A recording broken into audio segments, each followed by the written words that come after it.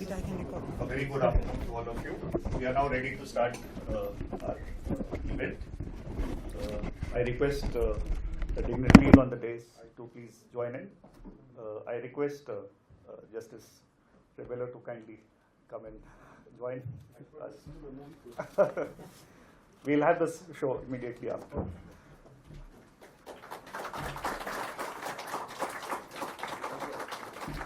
Professor Peter, may I request you to come?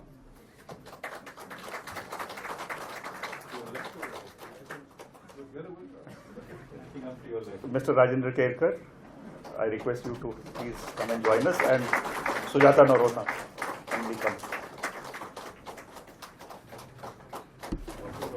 Thank you. Hello.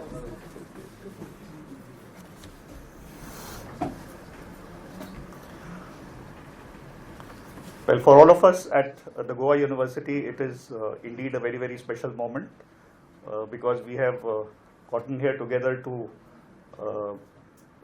cherish a moment which is very special to us because it focuses on a theme which is very close. Mhadei has had a special place in Goa and collectively in our consciousness. It matters a great deal for us in terms of the ecological, economic, social, cultural, and the political domain that it concerns with. So the book, The River Mhadei, specifically is precisely one step in understanding the river through multiple perspectives. And it is a collective labor of love and passion.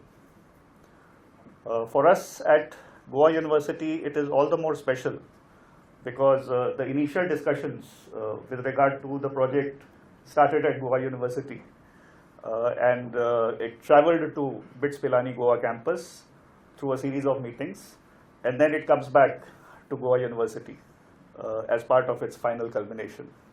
So we are indeed very, very proud to have played some role in terms of the origin and the final culmination, not taking away any credit from BITS Pilani Goa campus. It's my pleasure to welcome you all on this very, very special occasion.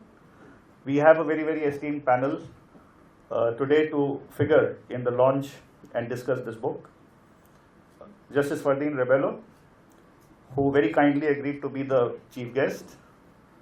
Professor Peter D'Souza, I would call him the headmaster of the project, and he's the co-editor of the book.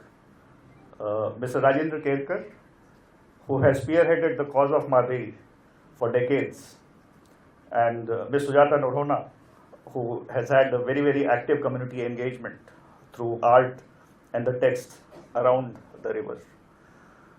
So we also have, as part and parcel of this program, the screening of the film, which has been a very, very special component of this project, which will follow immediately after the remarks by Professor Peter. So I would first like to involve Professor Peter to give an overview of the book.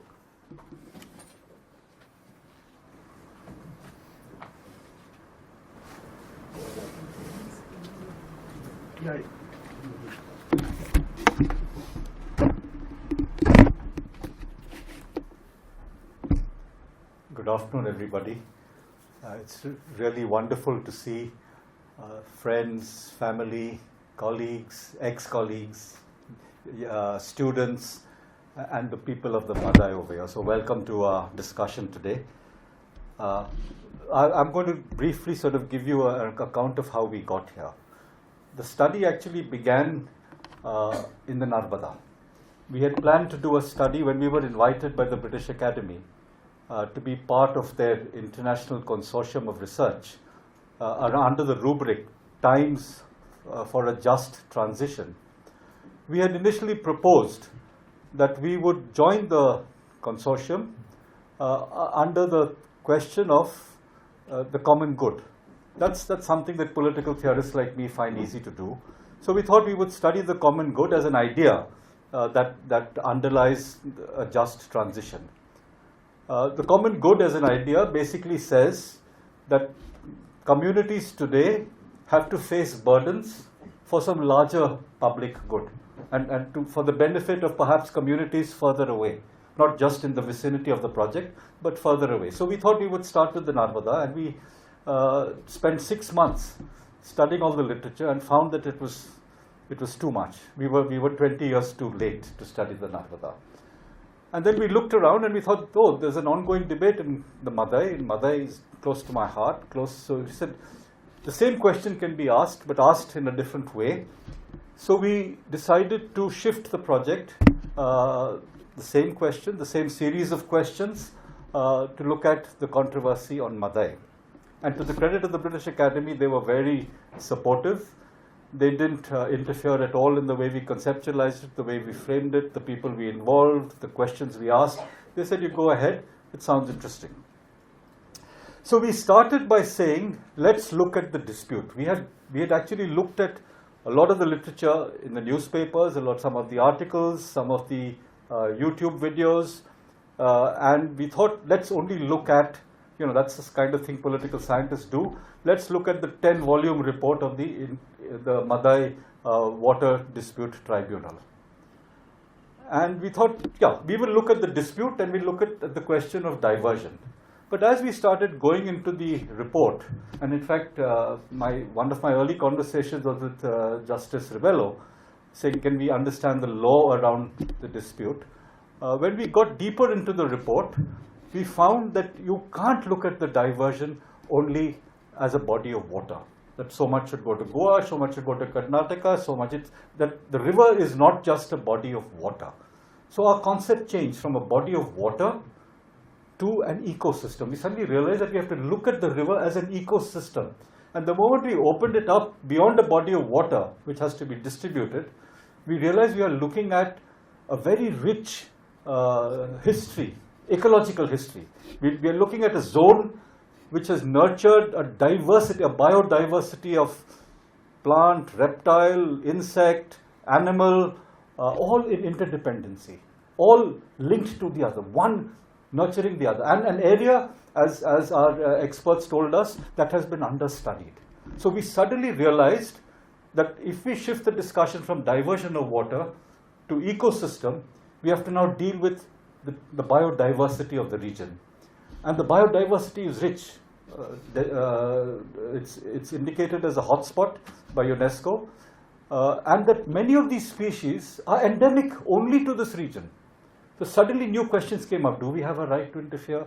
Can we kill off the golden beetle, which is only maybe breeding over here because beetles can't speak? Suddenly whole debate a new debate emerged. As we went deeper into the river, when we moved beyond and we realized, yes, a very interesting question came up, that the forests of the Mhadei in the ecosystem are moist deciduous, to use the language of Nirmal, and that they, in a sense, play an important role in facilitating the rainfall, the precipitation.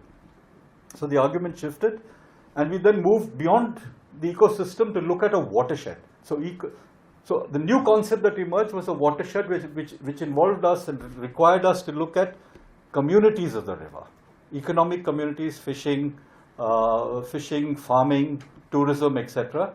Communities of the river, and to also look at these communities in cultural terms, because this is a river that has generated a rich calendar of cultural activities. We all know Nariyal Purnima, we all know Sangod, but there's a range of items that haven't been adequately documented.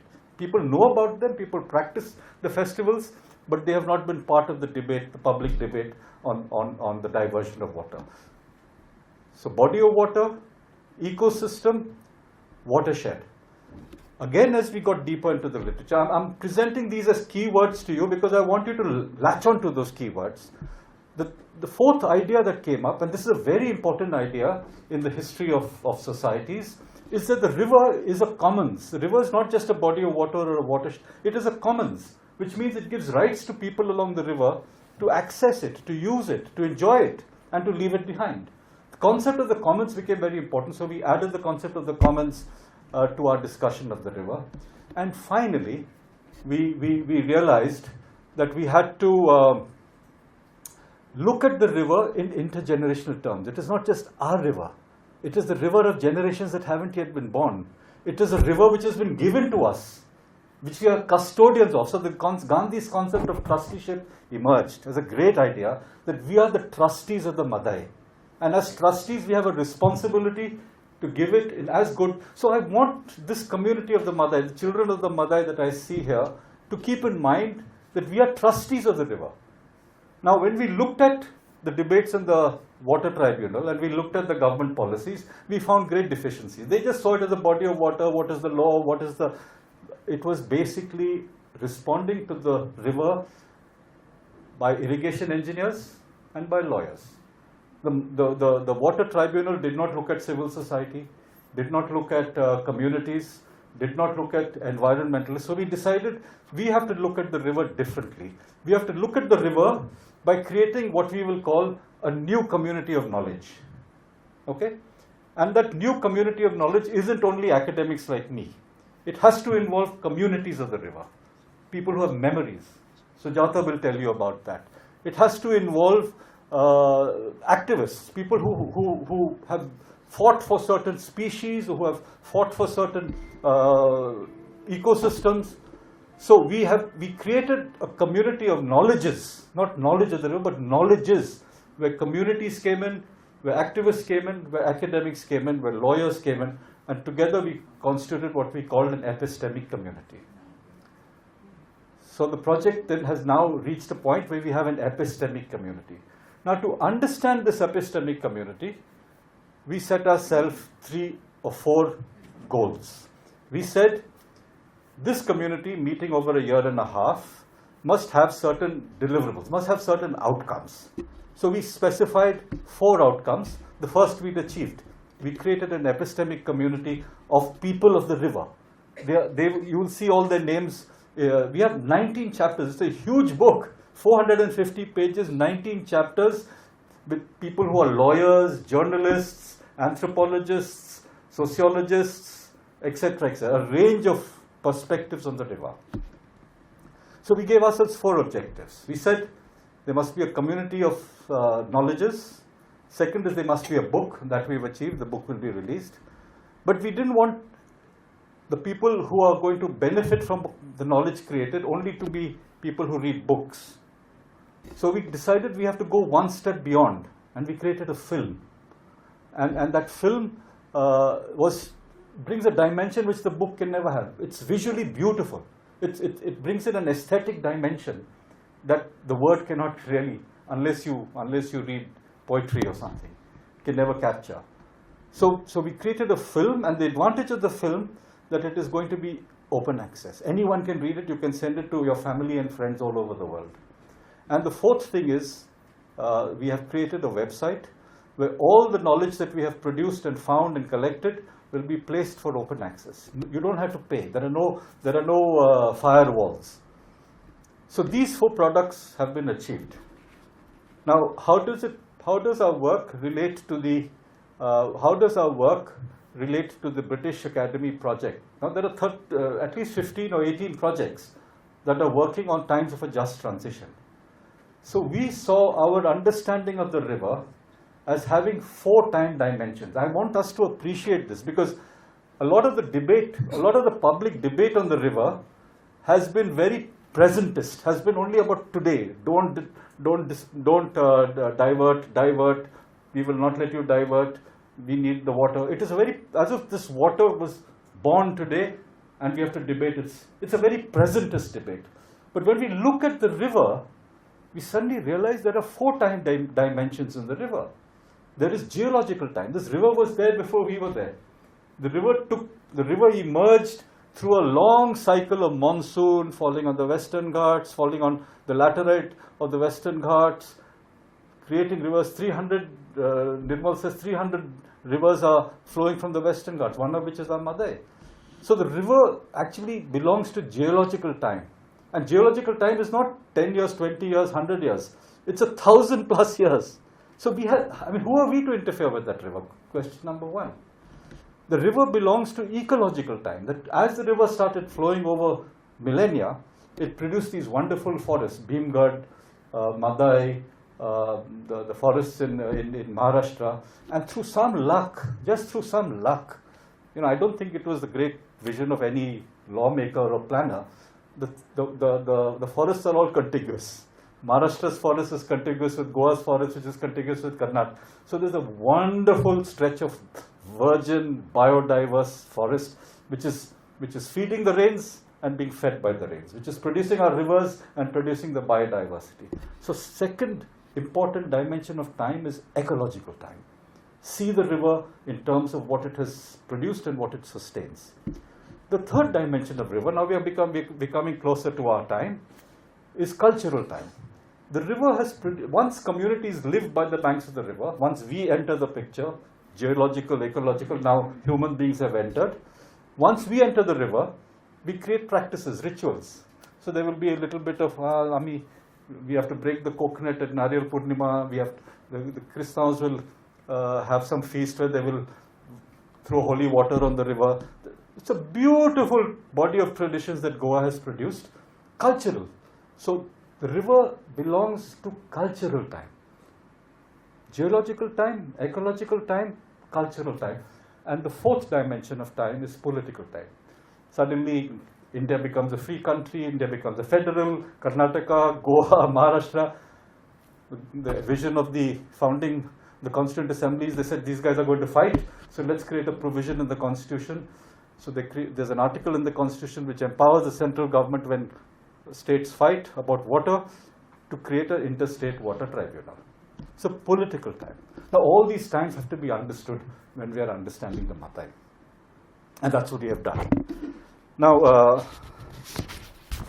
I know I've got just a few more minutes and I'll conclude with it. So what have we gained from this study? There are two parts to my concluding section. I'll leave one part out for later because I really want to keep within the time limit. Rahul is already looking at me somewhat sternly. There are at least 11 ways we can appreciate the river. So it's not just a body of water to be distributed. The first way to understand the river is it's a memory archive. Sujata will tell you some wonderful stories people remember the river. And there are people here of literature, there are people here of anthropology. I mean, we have our creative writers here. The river is we find it in poetry, we find it in novels, we find it in short stories, we find it in family story. When the river flooded, remember I threw away my 11th standard exam books into the river, now I didn't pass, so I have to find them again. These sort of stories Sujata has been able to find. It's a memory archive. Second is the river is a witness to history. Please appreciate this, that when we talk of the river, we have a chapter by Lakshmi about how the river can be seen in terms of certain. There was a time when you built along the river facing. We were river facing because the river was a river not just of communication, but it is a river of militarized force. So forts came up, the Agwada fort and the Rejmagos fort.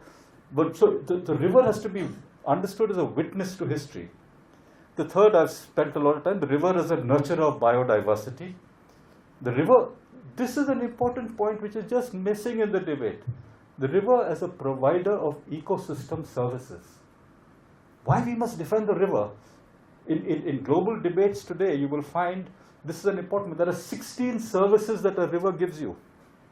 Fresh air, fish, drinking water, cultural activities, beauty. There are 16 services which the World Wildlife Fund has documented as the services that a river provides. It's not just a body of water. We have to put a value to this. It's very tough to put a value to beauty, but we have to bring it into the debate. When you lose the beauty, you've lost one important part of human life. The river as a interstate water dispute. The river has produced in Goa laws. There are some 21 laws that have been listed which are supposed to protect the river, and from those laws have emerged institutions. So like the Pollution Control Board. Are these institutions doing the job? When we talk of Mhadei, Duchena, all these slogans, we don't talk about pollution control board. We don't talk about biodiversity board. We don't talk about coastal zone regulation. The river has produced laws, and these laws have produced institutions. Where are they in the debate? The river is a source of livelihood. I've said fishing, agriculture, tourism. One thing missing in our discussions of the river is the river has become a sewage sink. All the sewage from Panjim and all the excess sewage goes into the river. But our Mhadei movement has not discussed it. We only talk of the upper regions of the river. What about the lower regions of the river? If you look at, by chance, you look at some of the scientific studies of the coliform in the water, you will find it has gone up phenomenally. That means some waste from the city or from the casinos is going into the river. And who's monitoring it? It's the sewage sink. The river is a site of politics. And then finally, and I want to end on that, the river is a cosmic resource. The river was there before we were there. River belongs to millennia. And believe me, only when I had the good fortune of being, entering this project and driving up to where the river begins, thanks to the, good offices of Prakash and Rajendra and a whole lot of others, I understood the beauty of the river. The river has to be seen in its beauty. And we are lucky in Goa. It is early. The river hasn't yet been damaged. Government of Goa, I believe, wants to have 60 projects on the river. Karnataka has also put in some large number. Rishi will tell you. They see the river as a resource to be managed, the resource to be controlled. Whereas for us, the river is a heritage. We are the trustees of the river. And unless we recognize what being a trustee is, and Gandhi gave us that idea, because that is the only idea with which we can deal with climate change and the crisis of, unless we see ourselves as trustees of the earth is finished. Thank you.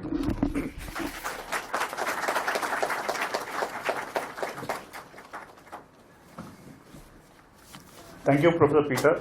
That was a very, very passionate overview, I must say. And the task of the moderator is very difficult, particularly when the last speaker happens to be the headmaster of the project. We now have a very, very special event where we will now screen the documentary Mhadei, which has been made by Gaspar de Souza, Srinivas Anantanarayanan, and Ethan de Souza. So please enjoy the documentary. I request the dignitaries to please come here.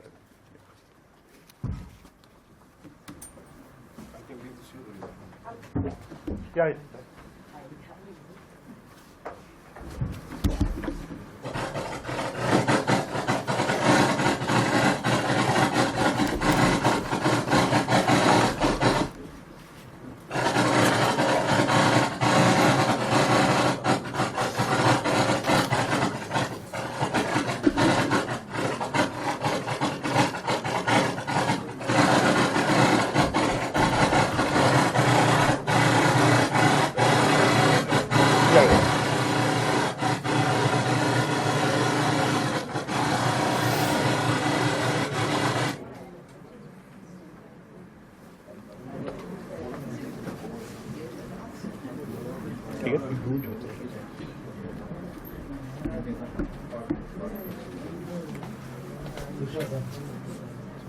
I would also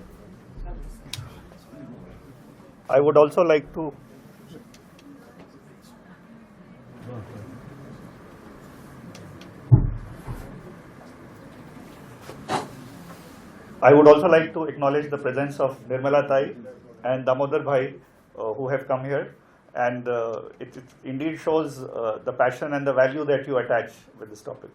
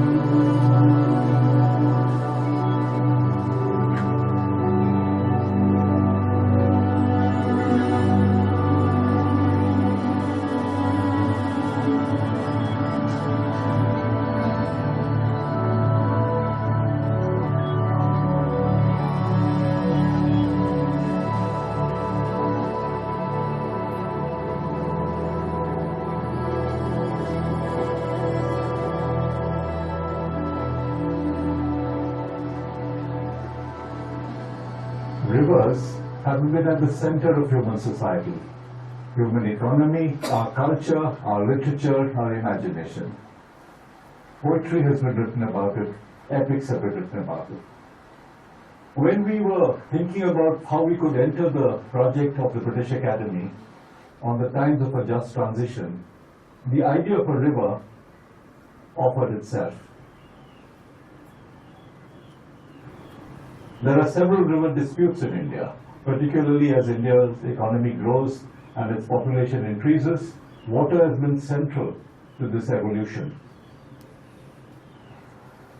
So we looked for river disputes and we thought we would study the river Mhadei. We thought we must begin to understand the source of this dispute between the three states of Karnataka, Goa and Maharashtra.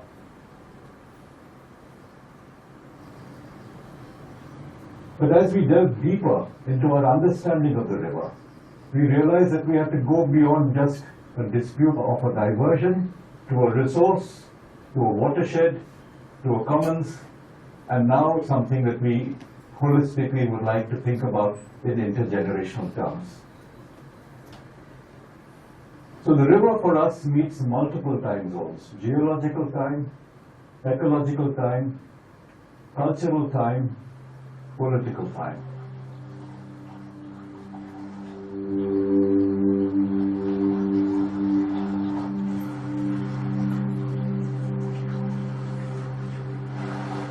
I used to cross the Mhadei river as a child almost every day. Somehow it intrinsically became a part of my life. Western Ghats of India is also called the living spine of India. It is known as a UNESCO World Heritage Site. It is the birthplace for about 300 rivers. It is an area which supports and sustains highly endemic species. And that is where the Mhadei flows into Goa from. Our forests are mixed moist deciduous and wet evergreen forests. These are forests which are there because of the crisscross network of smaller streams, rivulets, which then become into rivers, which then connect into larger rivers. Once that level of water, that level of humidity and temperature starts getting altered, the composition of forests change. This is a very important link. It connects the Kali Tiger Reserve to the Bhimgad Wildlife Sanctuary and the reserve forest of Maharashtra. There is a good breeding population of tigers which is right now present. This makes it an extremely important area as far as large mammals are concerned, including tigers. This area also has an array of lesser known species. The diversity here, the dynamics here, the evolution of species that has happened here as far as ecology goes is so unique. We've actually described about 7 new species, 6 species of amphibians, 1 species of scorpion. Every single year, every season that we work over here, it is astonishing on what we find.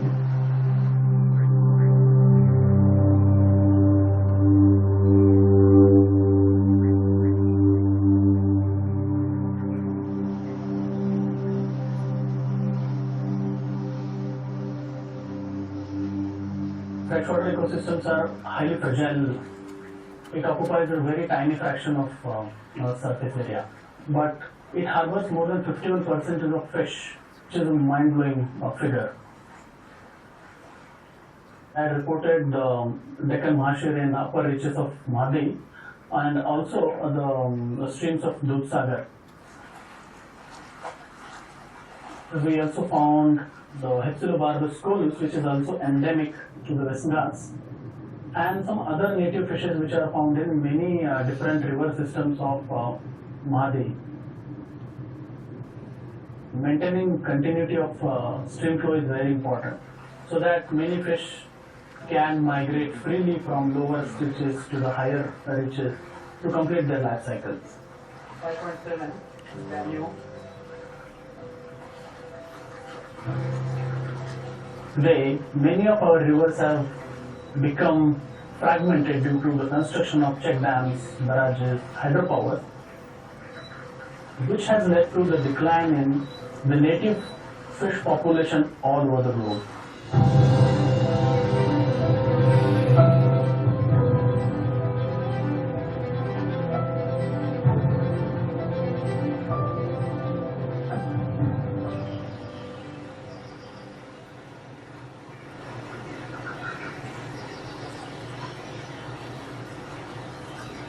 हांव उत्तर गोंयांतल्या सत्तरी तालुक्यान आसा.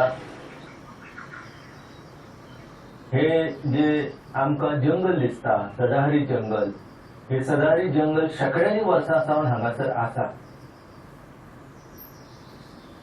त्या वेळार नसले आमचे गोंय, नसलो आमचो भारत देश, आसली ही एक पृथ्वी.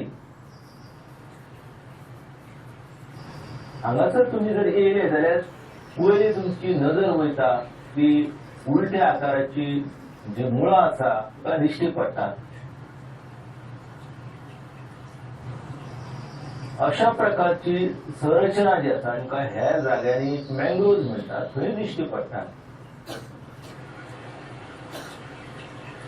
एका वेळार लोक जे आसले ते देवराईचे देवत्व मानताले, तितल्या दिव्यत्वाचो तांकां साक्षात्कार जातालो.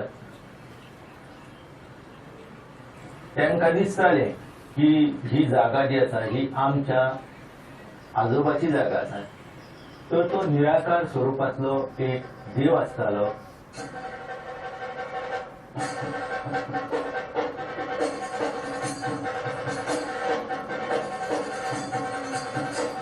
आनी तेका लागून ते लोक जे आसा ते सदांच ह्या जंगलाची राखण करपाक पळयताले.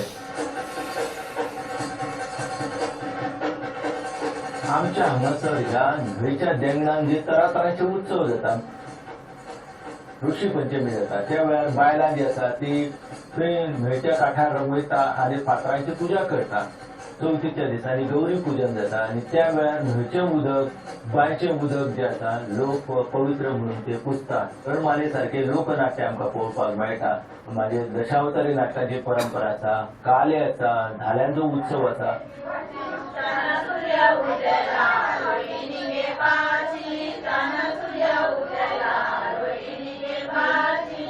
म्हादय कित्याक लागून म्हणटा की लोकांक ही आपली व्हडली आवय दिसता. जी जन्मदात्री आवय आसा ही तांकां जशी प्रिय आसा तशीच ही म्हादय म्हणून तिका ते पुजता.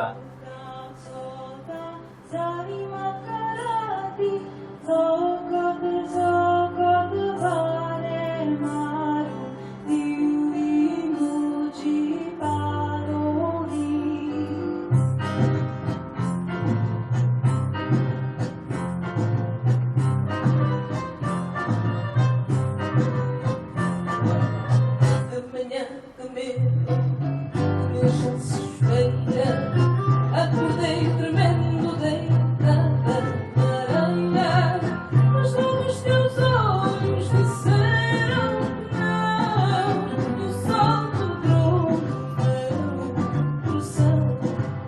Mas logo os teus olhos disseram não, e o sol quebrou meu coração.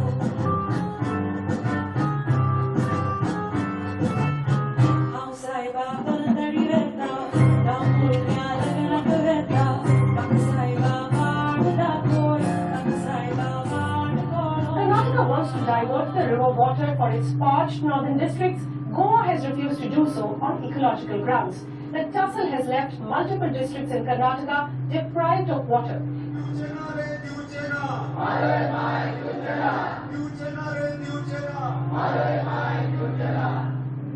Mahadayi ಯೋಜನೆ ಬಗ್ಗೆ ನಾನು ಬರೆಯುವಾಗ ಇದರ ಬಗ್ಗೆ ನಾನು ತಿಳ್ಕೊಳ್ಳಿಕ್ಕೆ ಹೋಗುವಾಗ ನನಗೆ ಅನಿಸಿದ್ದೇನೆಂದ್ರೆ ಇದರ ಬಗ್ಗೆ, ಇದರ ಒಳಿತು ಕೆಡುಕುಗಳ ಬಗ್ಗೆ, ಇದರ ಯೋಜನೆ ಬಗ್ಗೆ ಯಾರಿಗೂ ಸರಿಯಾದ ಮಾಹಿತಿ ಇಲ್ಲ. ಎಲ್ಲರೂ ಕೇವಲ ಭಾವನಾತ್ಮಕವಾಗಿ ಮಾತಾಡ್ತಾ ಇದ್ದಾರೆ ಹೊರತು ಮಾಹಿತಿಯಿಂದ ಮಾತಾಡ್ತಾ ಇಲ್ಲ ಅನ್ನೋದು ನನ್ನ ಅಭಿಪ್ರಾಯ. ಅದಕ್ಕಿಂತ ಮುಂಚೆ ಅಂದ್ರೆ 1960ರಲ್ಲಿ ಅದನ್ನ ನದಿ ತಿರುವು ಯೋಜನೆ ಮಾಡಿ ಮಹದಾಯಿ ನದಿ ನೀರನ್ನ ಮಲಪ್ರಭಾಗ ಬಿಟ್ಟರೆ ಉತ್ತರ ಕರ್ನಾಟಕಕ್ಕೆ ಅನುಕೂಲ ಆಗ್ತದೆ ಅಂತ ಕೆಲವರು ಶಾಸಕರು ಮಾತಾಡಿದ್ರು 1960ರ ಸುಮಾರಿಗೆ. ಆದ್ರೆ ಅದರ ನಿಜವಾದ ಯೋಜನೆ ತಯಾರಾಗಿದ್ದು 1990ರ ಸುಮಾರಿಗೆ.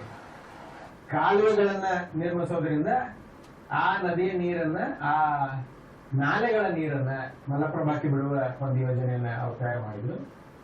ಅದು ಕೇವಲ ಕುಡಿಯೋ ನೀರಿಗೆ ಹುಬ್ಬಳ್ಳಿ ಧಾರವಾಡ ಮತ್ತು ಗದಗ ಜಿಲ್ಲೆಯ ಕೆಲವು ಗ್ರಾಮಗಳಿಗೆ ಮತ್ತು ಆ ಹೋಗೋ ದಾರಿಯಲ್ಲಿರುವ ನಗರಗಳಿಗೆ ನಾವು ಕುಡಿಯೋ ನೀರು ಕೊಡ್ತೇವೆ ಅಂತ ಅವರು ಕೇಂದ್ರ ಸರ್ಕಾರಕ್ಕೆ ಮತ್ತು ಸುಪ್ರೀಂ ಕೋರ್ಟ್ ನಲ್ಲಿ ಹೇಳಿದ್ದಾರೆ. ಮಹದಾಯಿ ಬೇಕು ಅಂತ ಹೇಳೋರಿದ್ದಾರೆ, ಮಹದಾಯಿ ಬೇಡ ಅಂತ ಹೇಳೋರಿದ್ದಾರೆ. ಈಗ ಆಗಲೇ ದಟ್ಟವಾದ ಅರಣ್ಯ ಇರುವ ಖಾನಾಪುರದಲ್ಲಿ ಇರುವ ನೀರನ್ನು ನೀವು ತೆಗೆದು ಅಲ್ಲಿ ಅರಣ್ಯ ನಾಶ ಮಾಡಿ ಆಮೇಲೆ ನದಿ ಬತ್ತಿಸಿ ಅಲ್ಲಿ ಮಳೆ ಕಡಿಮೆ ಆಗುವಂಗ ಮಾಡಿ ಆ ನೀರನ್ನು ತಗೊಂಡು ಹೋಗಿ ಉತ್ತರ ಕರ್ನಾಟಕದಲ್ಲಿ ನಾನು ಅರಣ್ಯ ಮಾಡ್ತೇನೆ ಅಂತಂದ್ರೆ ಒಬ್ಬನ ಕೈಯಾಗಿಂದ ಕಸ್ಕೊಂಡು ಇನ್ನೊಬ್ಬನಿಗೆ ಕೊಡೋದಾದ್ರೆ ಅದರಲ್ಲಿ ಯಾವ ಸಂತೋಷ ಇದೆ, ಅದರಲ್ಲಿ ಯಾವ ಬ್ಯಾಲೆನ್ಸ್ ಇದೆ, ಅದರಲ್ಲಿ ಯಾವ ನ್ಯಾಯ ಇದೆ? ಇದು ಪ್ರಶ್ನೆ.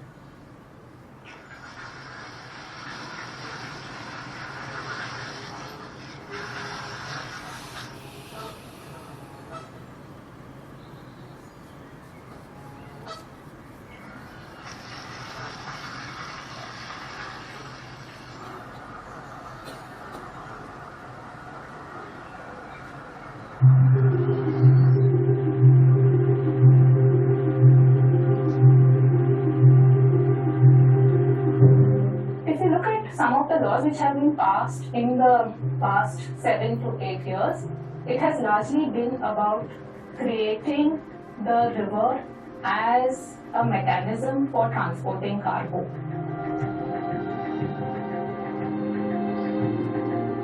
So we have the National Waterways Act which was passed, and parts of the Mhadei have been declared as national waterways.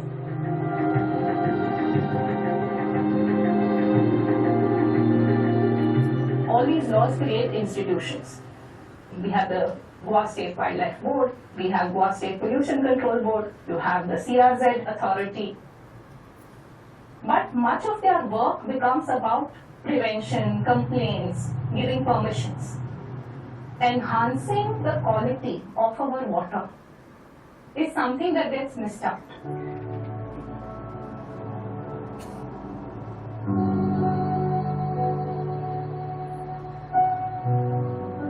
If you have people across the border talking to each other, you have a way probably where dialogue can happen.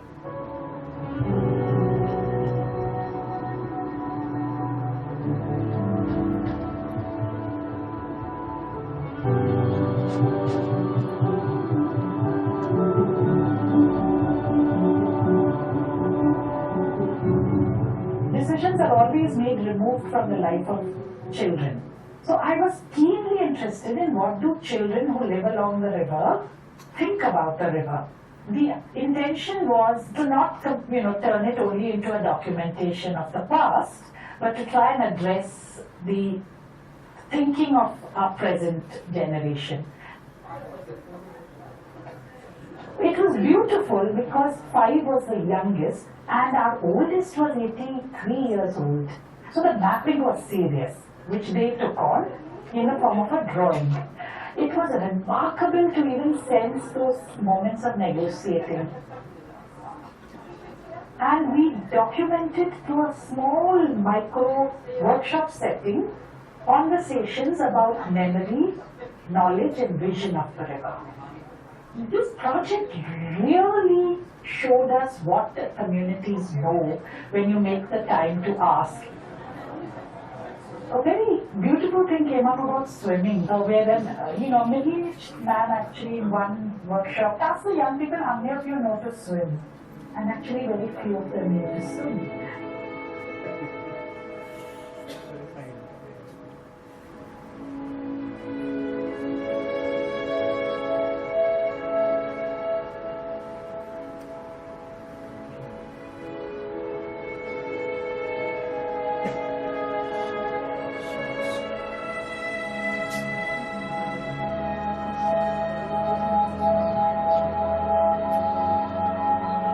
Mhadei has a very crucial role to play in determining Goa's very special geography. The tidal river.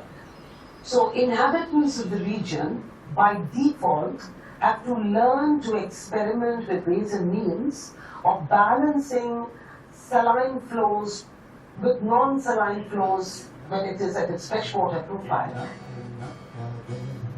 I'd say that for 30 minutes ela molhada na coberta, mas sem babar d'água, mas sem babar de And this sort of balancing produces a very exceptional system of agrarian engineering. It was pretty rudimentary. You know, you would have embankments, dikes, sluice gates, done with very simple material, but evidently enough to sustain paddy cultivation.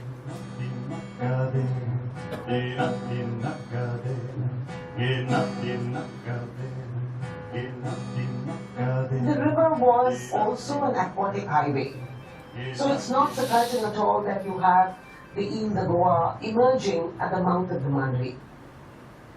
You have a series of monumental forts that are built on the river. This ability to militarize the river and make it a space of commercial influence and therefore military influence is something that I would associate with the Portuguese. The river was very, very important for Goans 100 years ago. And they looked after it in their own way. They looked after it responsibly, they worshipped it, they celebrated it, they wrote poems on it, and it mattered to them. Does it matter to us anymore?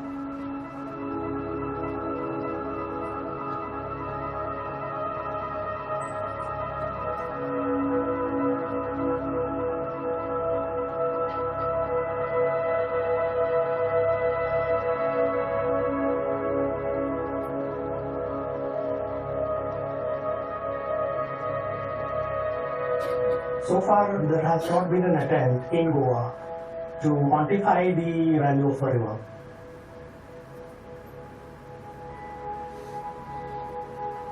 The model that I have attempted is to relate the value of a river to the state GDP. I have assigned a weightage based on the principal contributions made by the river system. This value is also going to increase if you look at the climate change and scarcity of fresh drinking water and so many challenges which even the state of Goa is facing.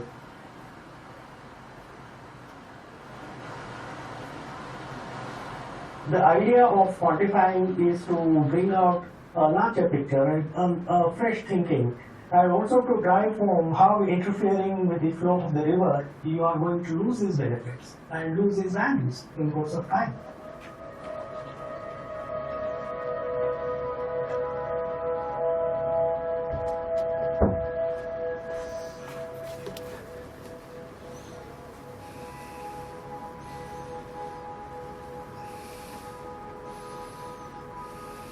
Goa is considered by many as a pioneer in land use planning. Back in 1986, Goa had this zoning plan that covered every part of its landmass. No other state had done this. When we were studying the Mhadei, we realized that the Mhadei is not just a river, but a large river basin that drains almost 42% of Goa's land surface. And when we looked more closely, we found something that fascinated us, which are micro watersheds. Micro watersheds are smaller units that demonstrate water's own intelligence, where water carves out the landform and contains itself into small, naturally occurring hydrological units. Conventionally, planning has been about imposing order on nature, imposing our values, our grid-like systems on nature, taming nature for our use. The discovery of micro watersheds and seeing how relevant they are, it overturns this. It asks us to imagine an alternative way of doing planning, where we take the naturally occurring hydrological unit as the basis of planning. We work with nature, we don't work to tame nature.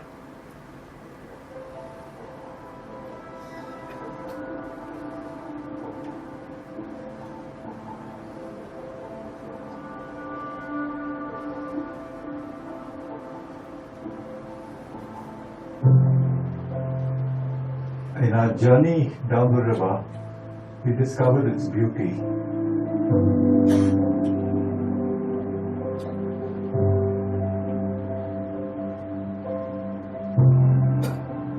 have seen it start at its source in the magnificent Western Ghats. It's flowing down the Ghats and nurturing rich forests full of biodiversity.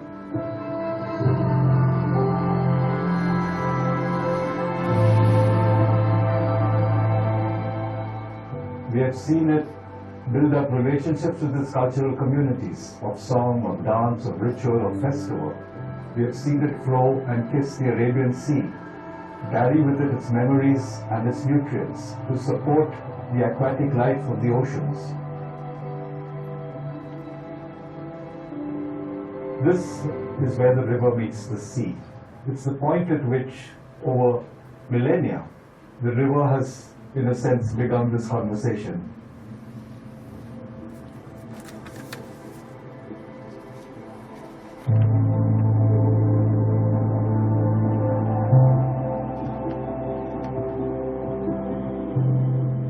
We are the trustees of the river Mhadei. We are its most recent custodians. We have received this diversity from generations that have preceded us. As custodians, what will we leave of this river when we leave it for future generations?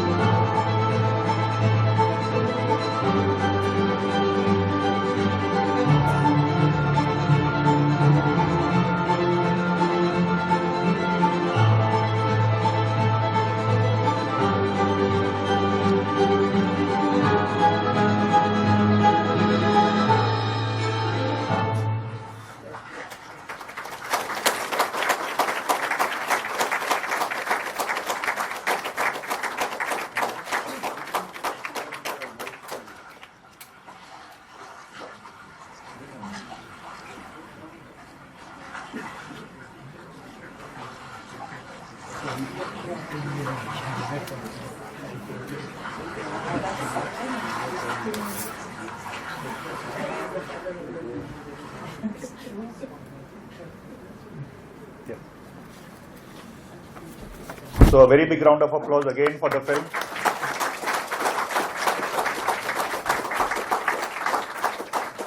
And I acknowledge the presence of Srinivas, who is here. And I wonder whether Ethan also is here. And Gasper. Oh, Gasper, both of them are at the back. So a big round of applause.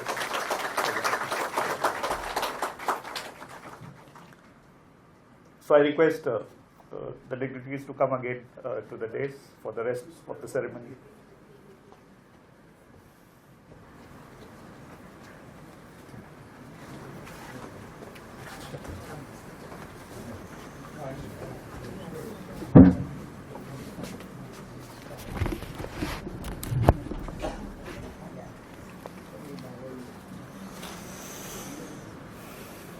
I now request Mr. Rajendra Kelkar,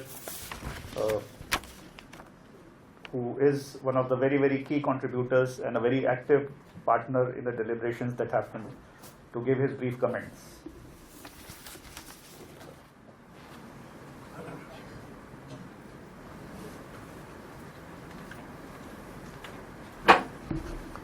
Respected Justice Ferdinand Panel, sir, and all the dignitaries present on the dais and in the audience. It is one of the important moments in the Mhadei region when we have excellent compilation of 18 articles that provide not only the insight in the subject but provide you how we can proceed in coming year. When the issue started long back in the year 1970, when one of the engineers of Karnataka,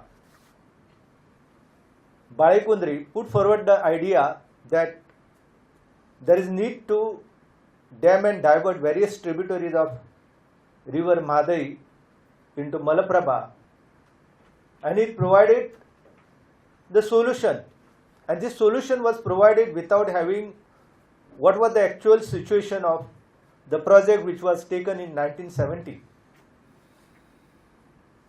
in Saudatti across the Malaprabha river in Renuka Sagar.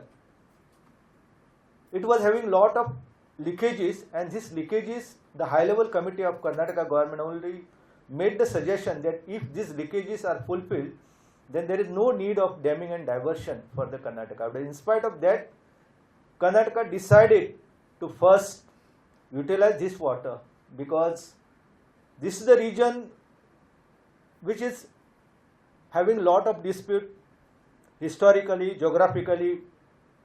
The Mahajan Commission appointed by Government of India.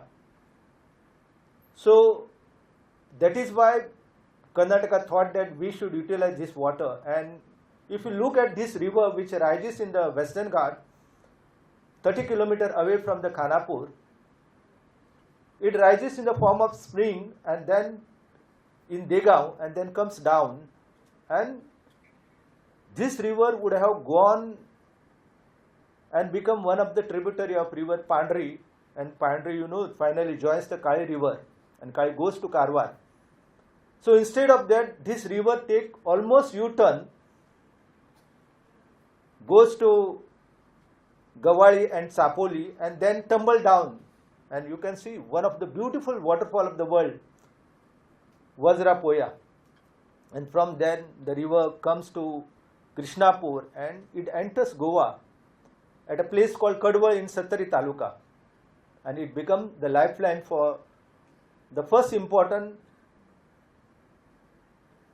wildlife sanctuary of Goa, Mhadei Wildlife Sanctuary, notified in the year 1999, and this is a debatable topic today in Goa because Goa government made all the attempt after presidential rule when the notification became materialized to denotify it, because two sanctuaries that were notified are actually providing drinking water for the whole of the state.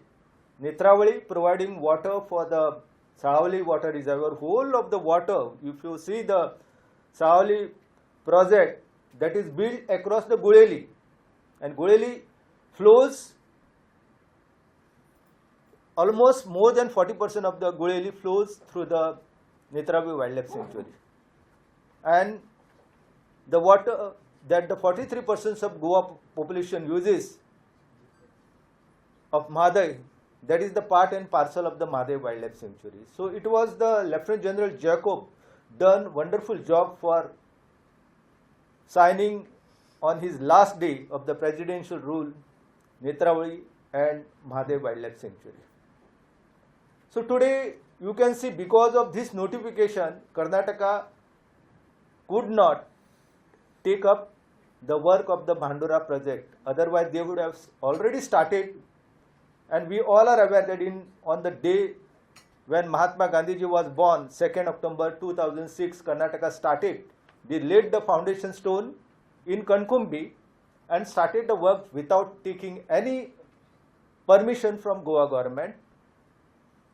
And issue also was there pending with the Water Commission before the Water Ministry, and the letter that was first on the last day signed by the Water Secretary, Central Water Secretary, of allowing Karnataka to use the 7.56 TMC feet of water. When hue and cry was made, Tai, along with the other political leaders of Goa and then Chief Minister Manohar Parrikar, met the Prime Minister of India, Atal Bihari Vajpayee, and that letter was put into abeyance, and the Karnataka could not materialize the project of taking 7.56 TMC feet of water.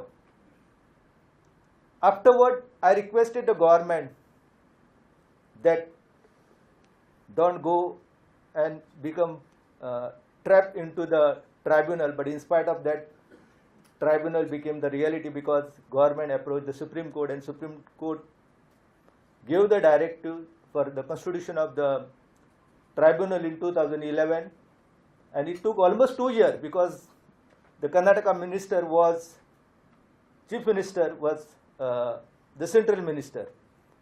So 2 years passed, and finally the Goa government provided the office for the tribunal, and then the functioning of the tribunal started.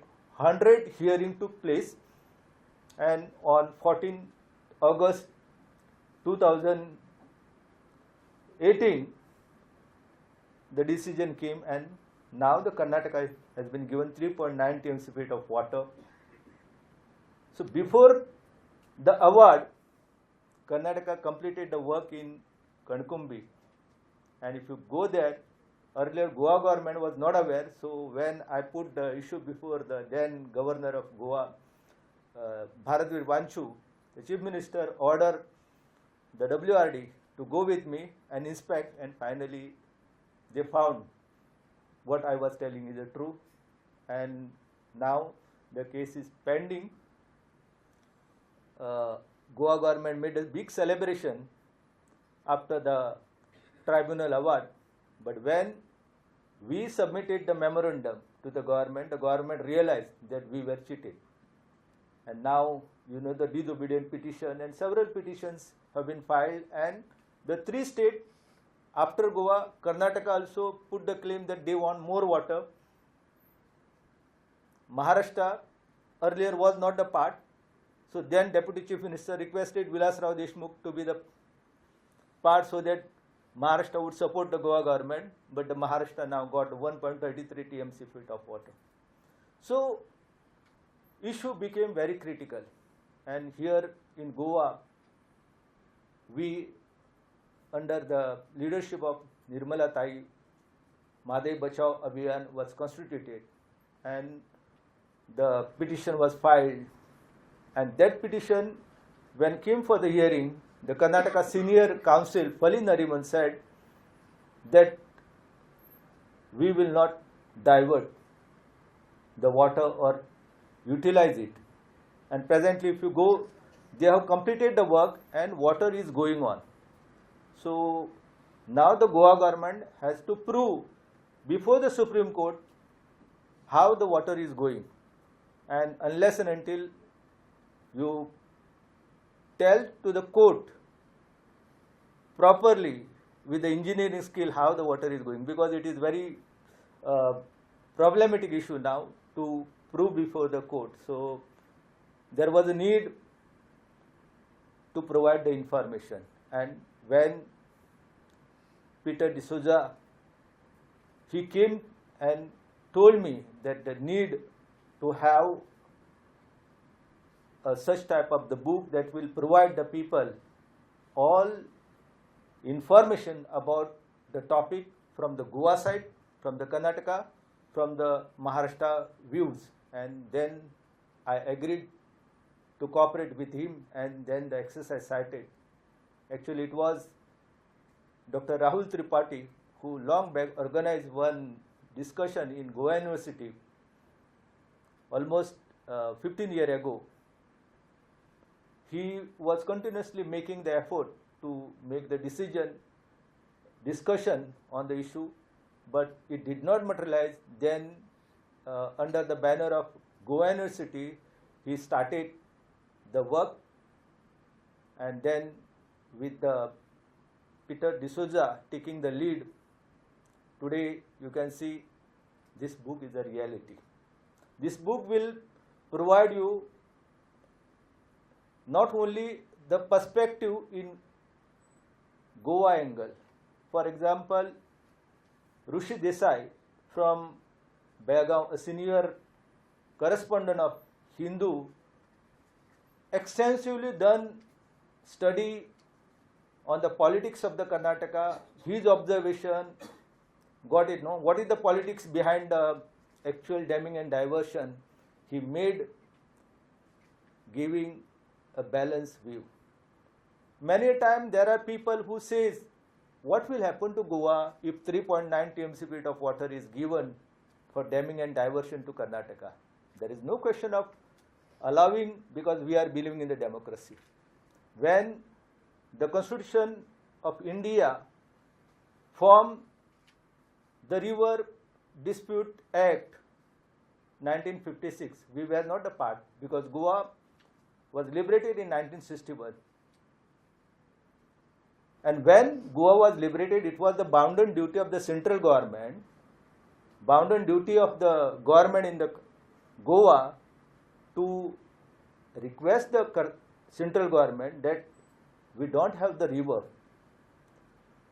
If you look at the Krishna, rises in the Maharashtra, in Mahabaleshwar, and goes down and joins the Bay of Bengal at Hamsa Devi, it is covering almost 1/5 of India. Godavari, Krishna, both these rivers are very important.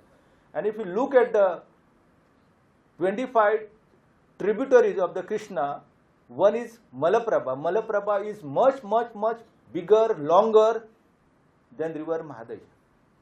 If you take the case of the Kai river, it is also bigger. And if you look at the Mhadei, Mhadei is the smallest river. You cannot consider it as a river if you look the national scenario.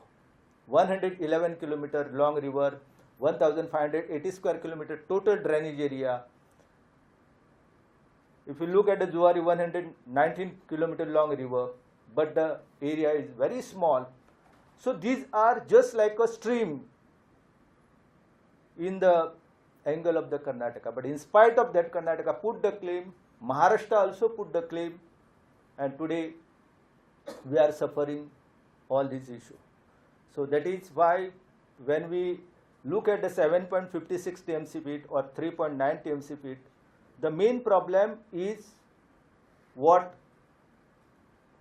Dr. Peter made it very clear, that the river is not only the geological, cultural, ecological, is a more important. We have to look at the ecology, and when we look at the Goa's ecology is very fragile, because if any change takes place in the intrusion of the fresh water into the saline zone, Goa's main staple diet will be affected. We all are facing problem because of the Khazan got disturbed when the Goa government first promoted tourism, then the concretization, and both these developmental activities were responsible for polluting the water sources. If you go to Kalangud area, you will find that not a single well fetches this fresh water. So this is the situation. So there is need to have a book. If you look at the attempt was made by Dr. Prakash Parekar through his book, then Shubdachari wrote in Marathi. In local languages, the newspaper, right from Tarun Bharat, Gomantak, they played the significant role in providing the information to the people through the writer. But this is the first time the attempt has been made to provide you insight on the topic. For example, if you read the Dr. Chechadi's article that is published in the book, that will gives you his geological perspective. You know, the geology people look at the river in total different angle, because last time one of the HOD of the Goa University, he was of the view that the 7.56 TMC feet of water is allowed to Karnataka. He is born and brought up in Goa, and he was no impact on the Goa. He wrote the article in Herald. So then I requested the Herald editor to publish. My Herald editor was not ready. So then I told him that I will sit here and I will spend my whole day. So then next day the article was carried, and when the professor realized that what is the exact plan of the Karnataka, because Karnataka is not only taking water through one dam, they have the series of dam. God, if you see the planning, if you read the volumes of the tribunal, you will realize that the sum of the projects of the Karnataka refused. But in coming year, in 2048, when again the tribunal will sit, now see, the issue is not ended. We are in 2025. After 23 years ago, again the tribunal will sit and they will look at the present scenario in Goa, present scenario in Karnataka, and they will award the water. So that is why there is need to have a documentation, to have discussion. For example, if you read the article of the Nirmal Kulkarni, that will provide you the biological wealth of the region. He has nicely documented. This was actually the attempt needed a quarter century ago. We were begging, we were requesting, no one was ready. Tribunal, when they wanted to present before the court witness, no one was ready. They wrote the letter, Goa government, to the Goa University, to all the department, but no one came forward. And then the Goa government officer came to me and requested me. I told them, I am against the tribunal. I told the government, I have written the article, but for the sake of the state, you have to be the witness. So I attended, and finally, the tribunal gave the award. So this book is the very serious scientific attempt by which we all will going to get the opportunity to discover various facets of the river, not as only in the dispute angle, but how we can promote the ecology when we don't have the knowledge about the wildlife, about what are the situation. For example, when just 2 days ago, elephants reached the Mopa International Airport, the government realized the intensity. So this is the situation. If you forget the wildlife, tiger, got it, no? Then we have to ready, and that is why this film, the Gaspar, they made the very sincere effort, and the book that will going to provide you a reckoner, ready reckoner to move ahead what you have to do and how you have to plan the strategy to restrain Karnataka in 2048. So thank you very much.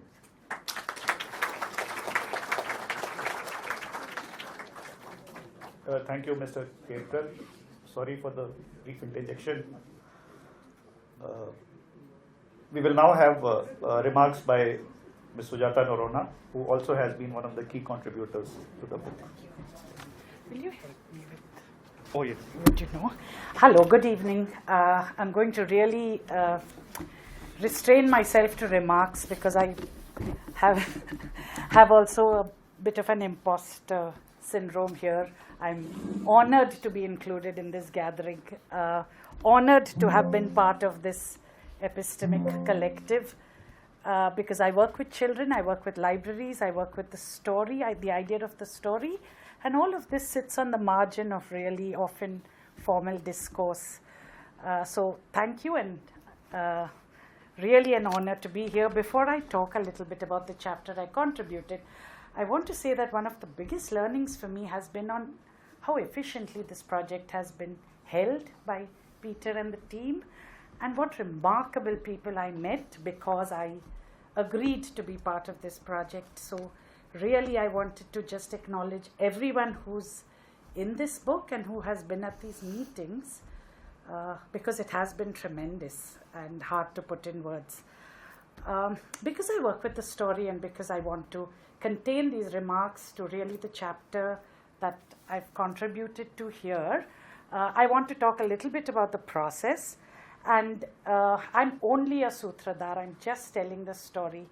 This work has really come from people in my team at Bookworm who've worked on the ground and the communities we work with who trusted us with their stories. And so many people out of the project. Like seeing Asavari here was so exciting because Asavari helped us name this project in 2018 and call it NAI. We're a library-based organization. We're interestingly along the river in some ways, and this project's multi-layered. And we've made a little handmade book to kind of try and capture what has happened to us as an organization and in terms of artifacts for the library that this project has birthed. We worked with 13 communities that live along the river through very small village libraries, and these communities trusted us with their stories. But we went in as outsiders, and there was a process to this trust and really intent listening. And I think I was able to write a chapter because of this ability to listen when people are ready to share. And this has come to us in our practice because we work with children.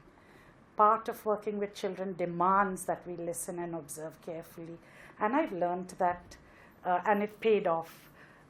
We did workshops with communities, really games and play and drawing, but asked 3 critical questions. What are your memories of the river? What do you know about the river in terms of knowledge, and what is your hope for the river? And the quest was to try and understand what is the relationship of people who live by the river with the river, so that in some ways we can start talking to young people about activating that relationship that they've inherited with a beautiful common like the river.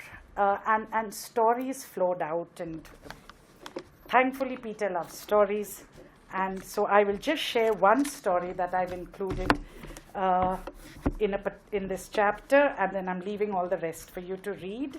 As I was looking at this book, I was thinking of all of us who read, and often how the book ends is really important. We're towards the end, so please look for us and look for the stories. This came from a mother of 2 very young children. She was around 33 years old, and the story we translated literally from Konkani. So please pay attention to just her craft of storytelling. So flood, I ran outside to see what was happening. I saw that the river had grown fat all of a sudden. It had been raining for many days, but today it looked like the river had swallowed the rain. I was already soaking wet, so I walked closer to see the river, and suddenly I was in the river. I was wearing a pink dress, and it was floating around me. I was moving. I looked up and saw a house was passing, and I was moving away with speed. I got frightened, and I held on to a banana stem that I was catching. I don't know how this happened, but the river had given me this long banana stem. The size was correct for my hands. I caught it tightly and I closed my eyes. I stopped moving after a little while. I opened my eyes. I was near some branches. My feet could touch the ground. I stood up. I left the banana stem and I walked home. So many stories like this, told naturally, with full generosity, trust and faith, demonstrating some connections that those of us who come from more literate, text-based worlds really needed to pause to think and understand. And there were many such stories, some beautiful like this and some also with tensions. Some people said we could take their stories and some people said no. But what was important was that in these gatherings, which were multi-age and multi-generational, stories got exchanged for the community amongst the community themselves. So in many ways, that I think was a really tremendous happening. We learned that communities know their river intuitively, shape, size, form, built, natural, everything came through anyone interested in more scholarship on this could spend time looking at how the built world and the drawn world, how beautifully they collide and coincide. And this happened within a day, and the drawings were never longer than 2 hours or little over 2 hours. So it just almost flows like the river out. And that's just for you to get a sense, because while the book has beautiful color pictures, something about scale seems to bring the drawings of these people out. They have stories, as you know, songs and dance. We documented words as well that some younger people had never heard before, and then elders were saying, we don't use these words anymore. And we all know that when you stop using words, something also dies from our life. And so that was an interesting documentation project. And we're taking these drawings back into the libraries, and stories and artifacts are going back into communities. And we did work with children as young as 5 and as old as 83 in this project, and over 800 people. And I want to close with a song that one of the participants literally, we have a phrase in English, you break into song. This was literally somebody who broke into song, and I just want you to hear, and thank you for listening.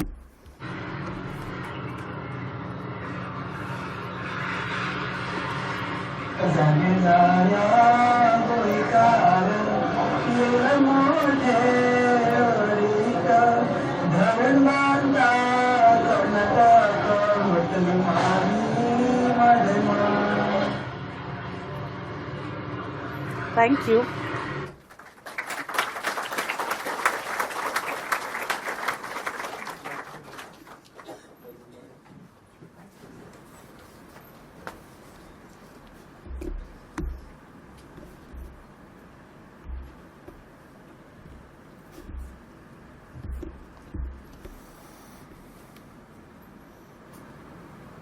Thank you very much, Sujata, for your very, very colorful and deep remarks. We will now have the very special occasion of the book release. I request Justice Rebello to kindly release the book. Oh yeah, yeah. Yeah.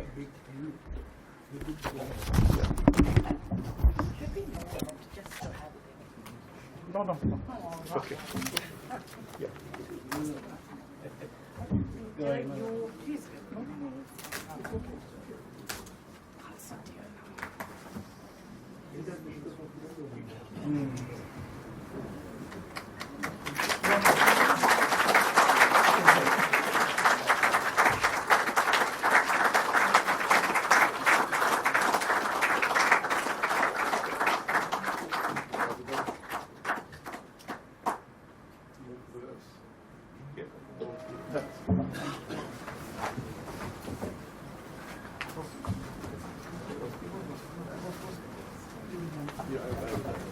We now request Justice Rebello to kindly give his remarks.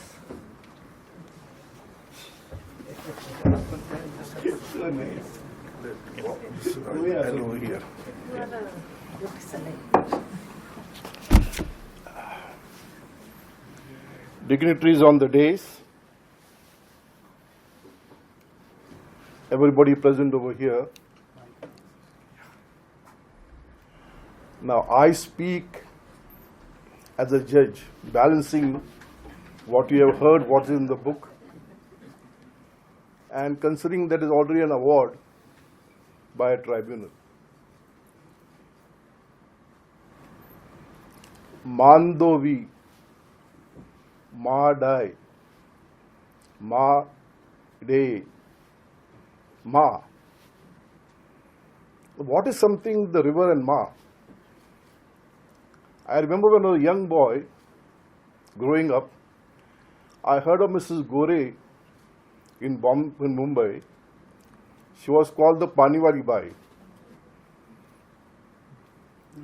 The Narmada Bachao Andolan, Mrs. Meera Patkar, and I'm Dakri Goya, Mrs. Sawant. all ladies who have tried to change the course of history. Now, today's book release consists of articles not only on the diversion, but every aspect of the river, the flora, the fauna, the environment, song and dances, the culture, all aspects. But the issue came to fore because of the diversion of the Kalasa Dam, Kalasa Nalla. The other aspects perhaps have hardly been looked into, but there are articles which have now focused on these issues. Rivers, lakes, forests, shores are the natural heritage of mankind. They don't belong to anybody, they belong to humanity at large. And governments are there to act as trustees on behalf of the people. They have to act what is known as parens patria, the guardians on behalf of the people, trustees on behalf of the people. And these natural resources, which are common to the people, if the people have a right, cannot be alienated. This is called the public trust doctrine. It's of ancient Roman vintage, which was followed English common law under the law of torts, developed in the United States in the course of using the rivers and shores. And there we had an eminent professor called Professor Sachs, who developed this theory of public trust doctrine. Now, what is this public trust doctrine? The public trust doctrine means it must contain some concept of a legal right in the general public. That is, it must be a resource in which the public has a right to use. It must be enforceable against the government, and it must be capable of interpretation consistent with contemporary concerns for environmental quality. So this doctrine has been developed. It was enforced in English courts, basically law of torts, expanded in the United States by various judgments. And our Supreme Court, in MC Mehta versus Kamal Nath, accepted the public trust doctrine as a part of right to life, protected by Article 21 of the Constitution of India. So the river that we are speaking about today, the Mhadei River, or any other river, is a part of a heritage which normally should not be given out for economic use except for transit, which is a part of the right which anybody has, trade and commerce.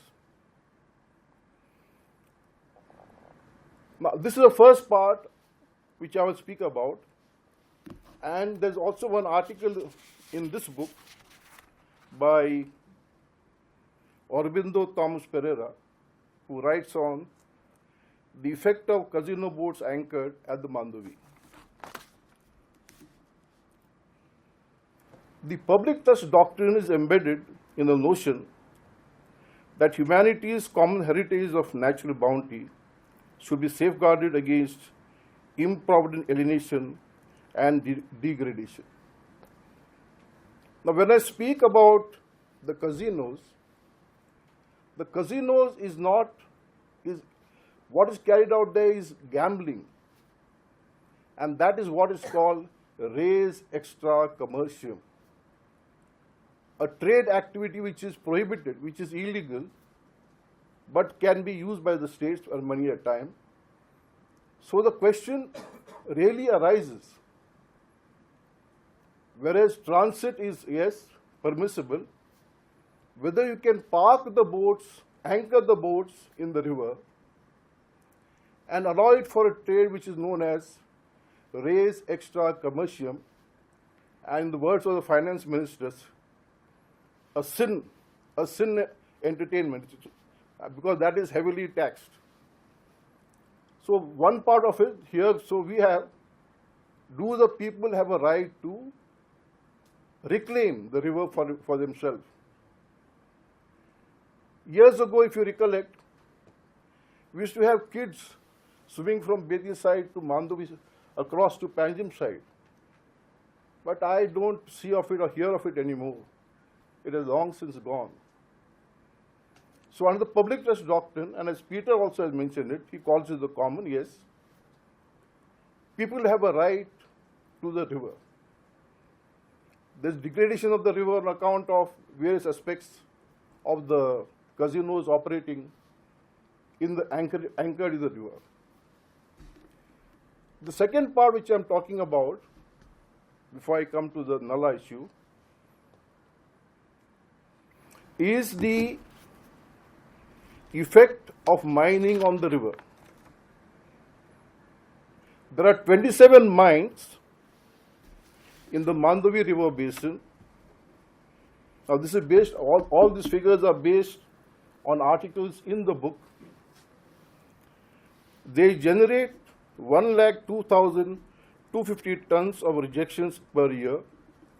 70,000 tons of iron particulates get deposited in the river every year. With huge rainfall and open cast mining on the hills, mountains of rejects reach the river, resulting in a heavy silting problem. As a judge sitting in Goa, I think it was Goa Foundation who had filed a petition and showed me photographs. The river throughout its stretch was muddy. Throughout its stretch was muddy because on account of the rainfall, the ore which was stacked, all the rejects, the mud flowed down. Ore which was stacked near the boarding points, that flowed down. And we have what is called the theory of sustainable development. Now the theory of sustainable development is, or one of the principles is, the polluter pays. But in this country and in this Goa, the polluter never pays. The polluter pays somebody else. It's unfortunate. Fields are degraded. Farmers cannot farm. There are provisions in the Act for compensation. But every step is taken to say that it is not my fault, it's somebody else's fault. So with this, I now pass on to the main issue. Now, Rajendra has put his part of, he is one of those who would like to see no disturbance to the river, protection of the environment, and keep it pristine. But today wars are being fought on water. Of course, as we being a republic, having a constitution, we are still not coming to fight. We have an interstate dispute mechanism by which dispute between states have to be resolved by a tribunal. And we did appoint a tribunal, and the tribunal has given a verdict. Now in the book, as the editor puts it, The river Mhadei reveals different forms: geological, ecological, cultural, political. What I am going to speak and reflect today is on the aspect of the award. What does the future hold for us? You can't run away from the award, as rightly pointed out. It's an interim award. Interim in the context that after August 31st, 2048, it will come up for review. Because what the tribunal has done today has made some interim arrangements, not final arrangements, because all the three experts appointed by 3 states, their expert opinion was rejected on the ground that it did not meet certain parameters which the tribunal would like to have, and it has passed an award and also created an authority for monitoring the award or what projects are done on the site. Just a moment, please.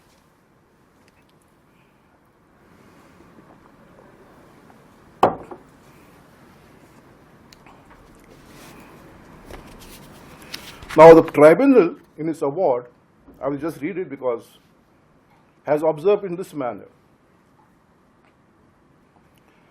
Observation and collection, this is for the body which is set up to monitor the projects which have been allowed for each state. Observation and collection of water resources data, including hydrometeorological and hydrological data in systematic and correct manner, hydrological analysis, studies in respect of environmental issues and likely impact of climate change, and D, planning for sustainable development of water resources of the Mhadei Basin. Now, as one of the authors has set out the various laws which not only are in respect of rivers, but the entire ecosystems. Now we have the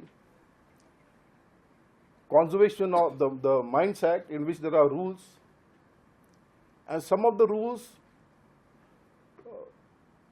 were of 1988, amended in 2003, and they provided for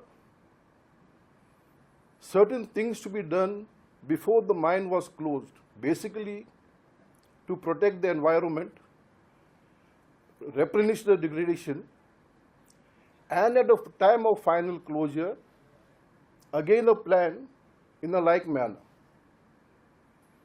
Whether these have been implemented, I do not know. Perhaps Goa Foundation is the best because they are the ones who have been looking into these areas. The 2018 rules which have come now replicate that part also. Now I come to the best part of it. The tribunal in its award has allowed Goa to go ahead with 59 projects. Now, these are projects perhaps which Goa, in its deposition before the tribunal on its pleading, set out. What has happened? Now, after the award was passed, notified in 2018, published perhaps in 2020. I'll check the dates. Nobody knows. Now, I am not an activist like Mrs. Sawant or Rajendra, but I've been writing to the Chief Minister. I wrote first in December 2023,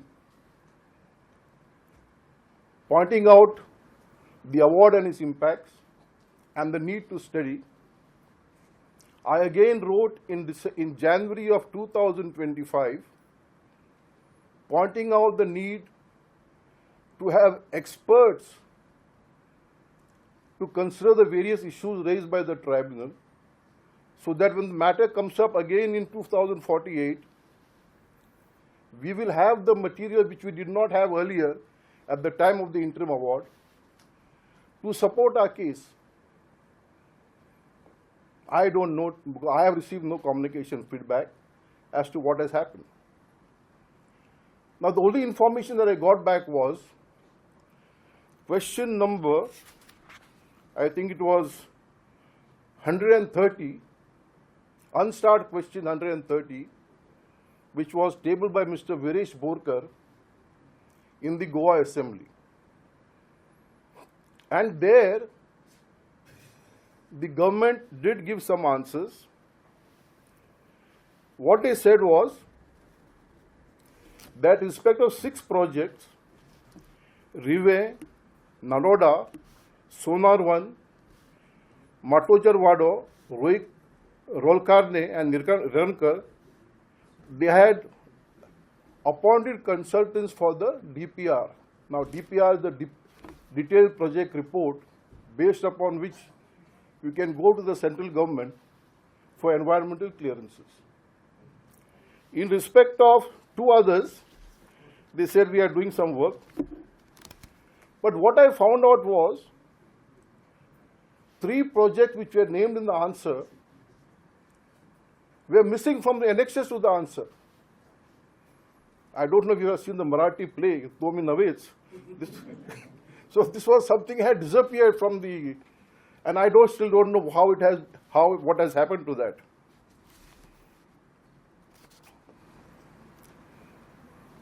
Now the very beautiful name, the committee constituted to look after these projects, because now if any state does the project, it is no longer in the hands of the state. It will be monitored, controlled by this committee, this body which has been formed. And this body is called the Progressive River Authority for Water and Harmony. So this, I assume, because different states, as usual, you have to give some name which will be impressive on paper. So this is has been formed. Now, the only information I got from one of the papers of Vaishali Kashyap was that somewhere in 2024, 7 July 2024, some inspection had been carried out. What has happened thereafter, I do not know, because today's morning newspapers, you will see our activists are again up in arms. So this is the position. But what is startling, and which all of you should know, is if you want to construct a project, a dam, you must have storage. It's not going to be built up in the sky. It has to be on terra firma, land. Now look at what has happened before the tribunal, and look at what happened thereafter. Now, this is I am quoting a paper which does not form a part of this book, but has been referred to by Mr. Chachadi in his article. Now, before the tribunal, Goa's expert, Mr. Pandit, opposed storages in general and carryover storages in particular. So he says there should not be storages. The objection to carryover storage was that the higher storage capacity implies an increase in the submergence area and the displacement of people. At the same time, according to the authors, the available water decreases exponentially following the cessation of rains, and the stream flows decline to a trickle from December. Without constructing storages, Goa faces a decline towards the end of so and so. Then what important is building. Now, Mr. Sandeep Nadkarni is quoted, who says Goa cannot use the water in the flatter coast region. In other words, where the regions are flatter, we can't use it, thus restricting the project there to minor schemes. Building storages in foothills and ridges regions is not possible owing to the need to submerge large forested areas in the ecologically sensitive Sahyadris. While Goa needs storage, a fact acknowledged in the meeting of so and so. So therefore, Goa today, if what we read is not in a position to provide storage for these 49 projects. So where are we going to find the storage for the future needs of drinking water, future needs of irrigation, and other activities? It must be there somewhere. If we can't use the flatter courses, if we can't use the ridge courses, then what is submitted is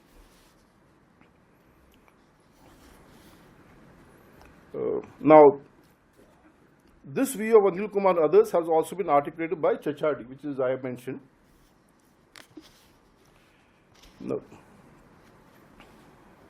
Now what is submitted is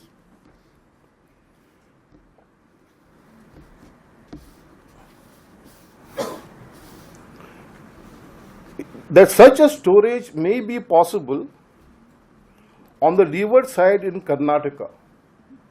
So therefore not within Goa, but out of Goa. If these findings are correct, the question is to be raised is, we have been given 24 TMC of additional water. Today we are consuming about 9.75 TMC water. In addition to this 9.75, we have been given 24 TMC, which is practically about 3 times than what we have to get in. So where are we going to store the water? So is the award, I am posing a question, is it a Pyrrhic victory? We have an award, but we can't build.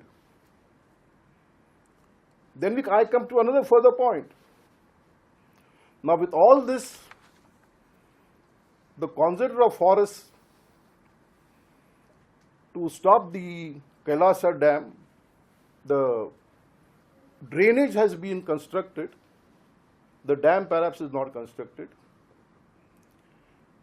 Under the Wildlife Protection Act, has refused to grant permission to Karnataka to carry on the work. Now most of our 59 projects are in the wildlife sanctuaries or the forests. Now if you tell Karnataka that because of the Wildlife Act they cannot carry out the work on the Kailasa Dam, then how do we carry out in the same region our works?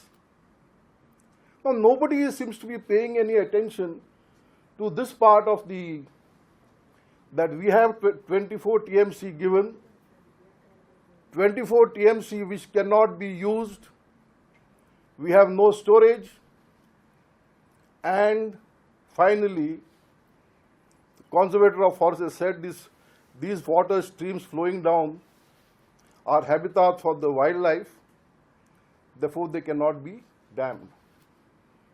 So perhaps we have to wait now for 2048 to see what may happen.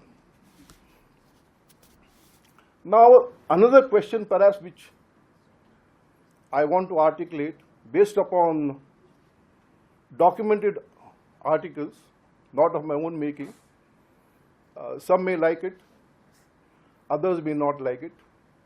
But as I said, I'm a judge.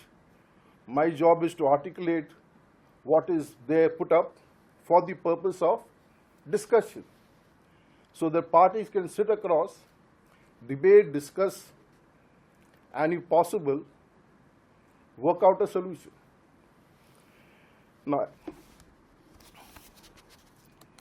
the length of the Mhadei River and all that is given is about 111 kilometers, 75 kilometers in Goa, the rest in Karnataka. But just see which are the rivulets that the Mhadei River consists of. The major tributaries that join the main channel in Karnataka are the Bandura, Doli, Gotni and Irlia Nallas. We join the Mhadei on the leeward side, and the Bale, Pungshir and Muraditi Nallas join on the windward side. The southward flowing tributaries that join the Mhadei from north are the Sulla, Valvanti, Kotrachi, Mapsa and Sikeri. The southern tributaries are the Ragada and Khandepa. Now these are the major tributaries that contribute water to the Mhadei. I don't want to speak about Khalsa because it does not find a name here as one of the major streams or rivers which flow into the Mhadei.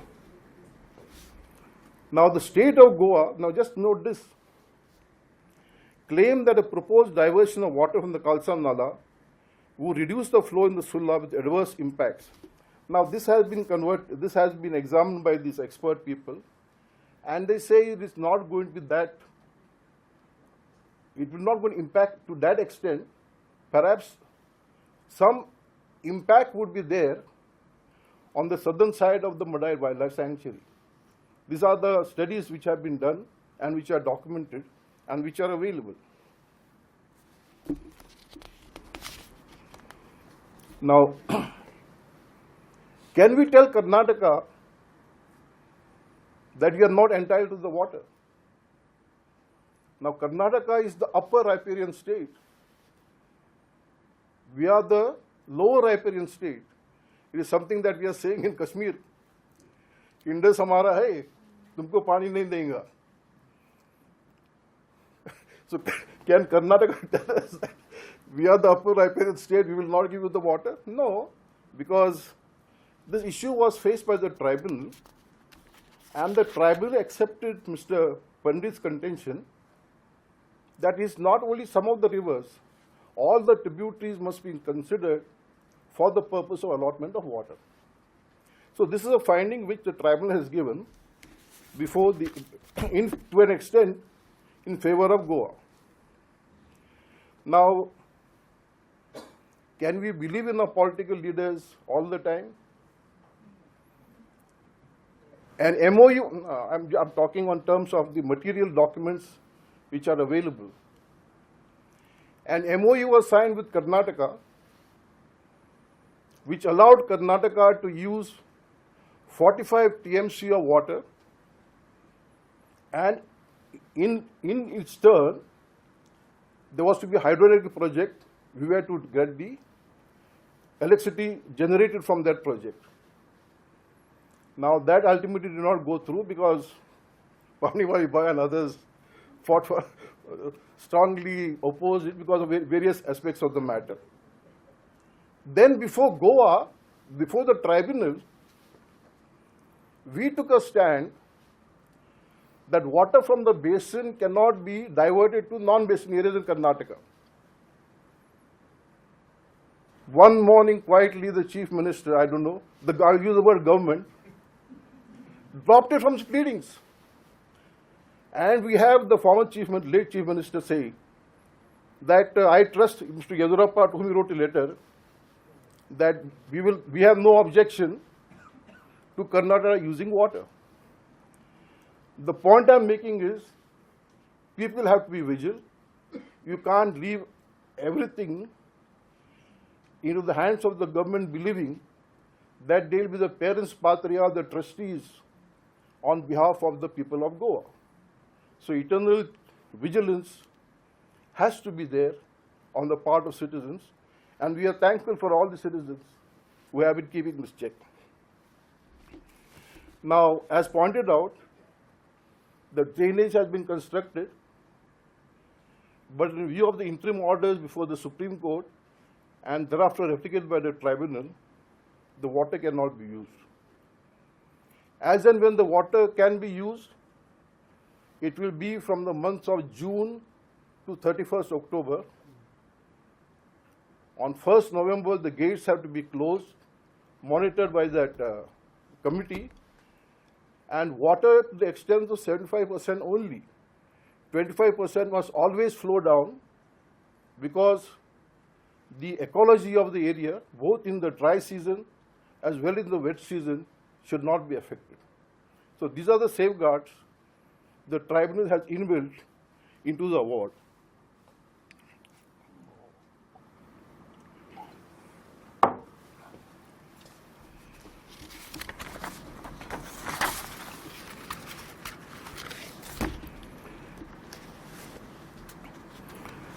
Now, you see, there is NEERI. NEERI is another body that was appointed on these aspects. So they gave their report sometime in 1997, and according to NEERI, the yield available in Goa after construction of reservoirs in Karnataka is 92.61% of average flow during monsoon, June to October. Now they say 251.29% during non-monsoon, I don't know if it's a typo error or so, and 94.50% during June, May. With only 2% of yield being utilized in the form of diversion and exploration, the balance 98% will be put back in the river in a regular manner during the operation of the project. So therefore, if according to NEERI's report now these are scientific studies, okay? Some point of time we have to believe in some institutions. So they say water will still flow. It's not that water is going to be for always blocked. Now, one important point is that the tribunal has refused Karnataka's plea for diversion of the Dudhsagar. Karnataka wanted also to use that river for its uses, for irrigation possibly, but the tribunal has in specific terms said you cannot use it, because if that happens, the flow to the Dudhsagar, the wordings used are, will be reduced its flow to a trickle. Now this is in the paper by Anil Kumar and others, documented. Now the tribunal has given various observations in the context of the environment. The award at H had some 10 issues on environment. All issues have been held in favor of Goa. So Goa, to that extent, so far as environmental issues are concerned, the tribunal has found in favor of Goa. But the important point is, not today.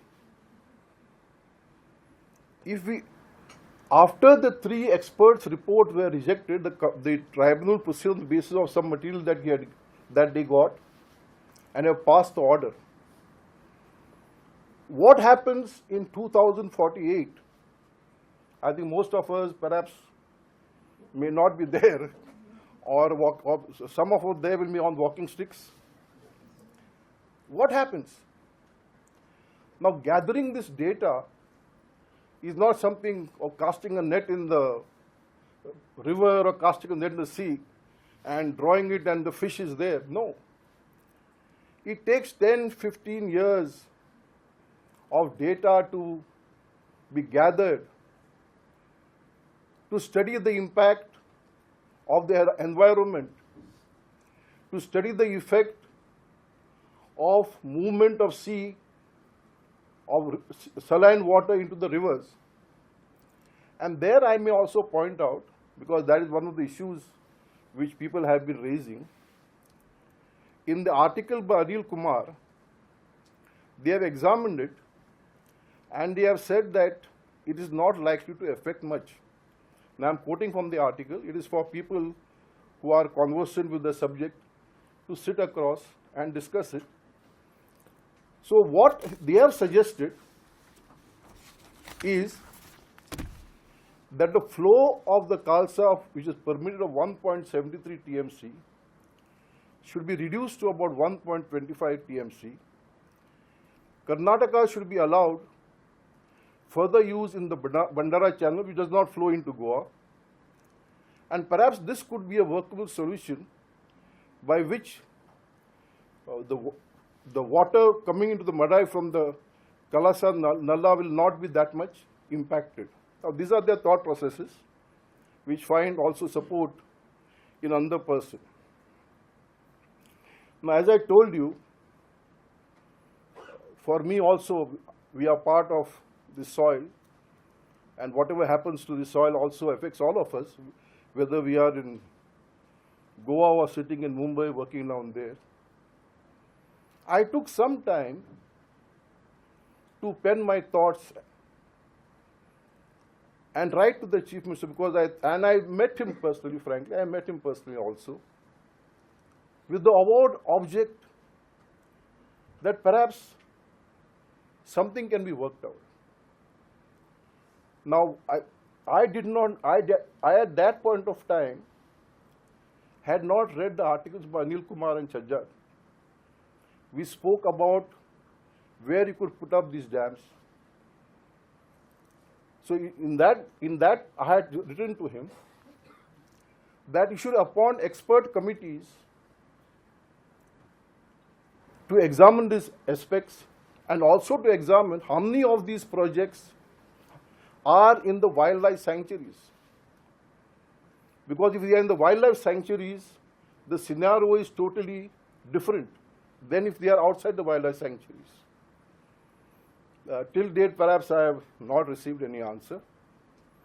Then most importantly, now we have some material, at least from 2 articles, research articles, to appoint experts to assess the effect of global warming on the water availability in the Mhadei basin, to examine sea level increase and increased salinity ingress in coastal areas of Mhadei River by scientifically predicted global warming, for the tribunal as to what particular percentage, just 1 minute.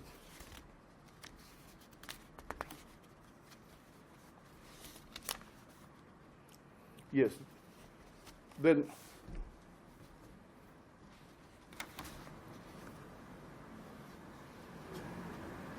now importantly, now sometimes you say, see what a tribunal has said in his award. The tribunal notices that the state of Karnataka and the state of Maharashtra are seeking diversion of water from the interstate Mhadei River. Therefore, those states are hereby directed to carry out detailed study to assess impacts of diversion of water from Mhadei River on wildlife, flora and fauna, fishing, agriculture, activities, aquatic ecosystem, etc., etc., before seeking private environmental clearance. So therefore, even if they want to construct the dam and use the nulls, they have to do all these. What is the state today? I am not aware. Then salinization I have spoken about. Then there are additional concerns regarding sewage and plastic in the Mandovi, which are important, but perhaps this may not be the time to speak about it.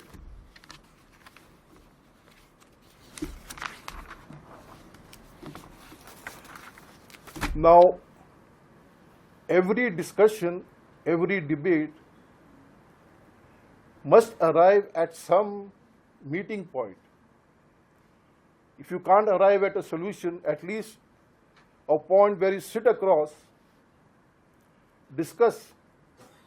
Yes, the matter is in the Supreme Court, the Supreme Court hands will be tied because it will consider the material available before it, and God forbidding, with the current scenario of how matters are heard is gone, 2048 may come and the matter may not have been decided.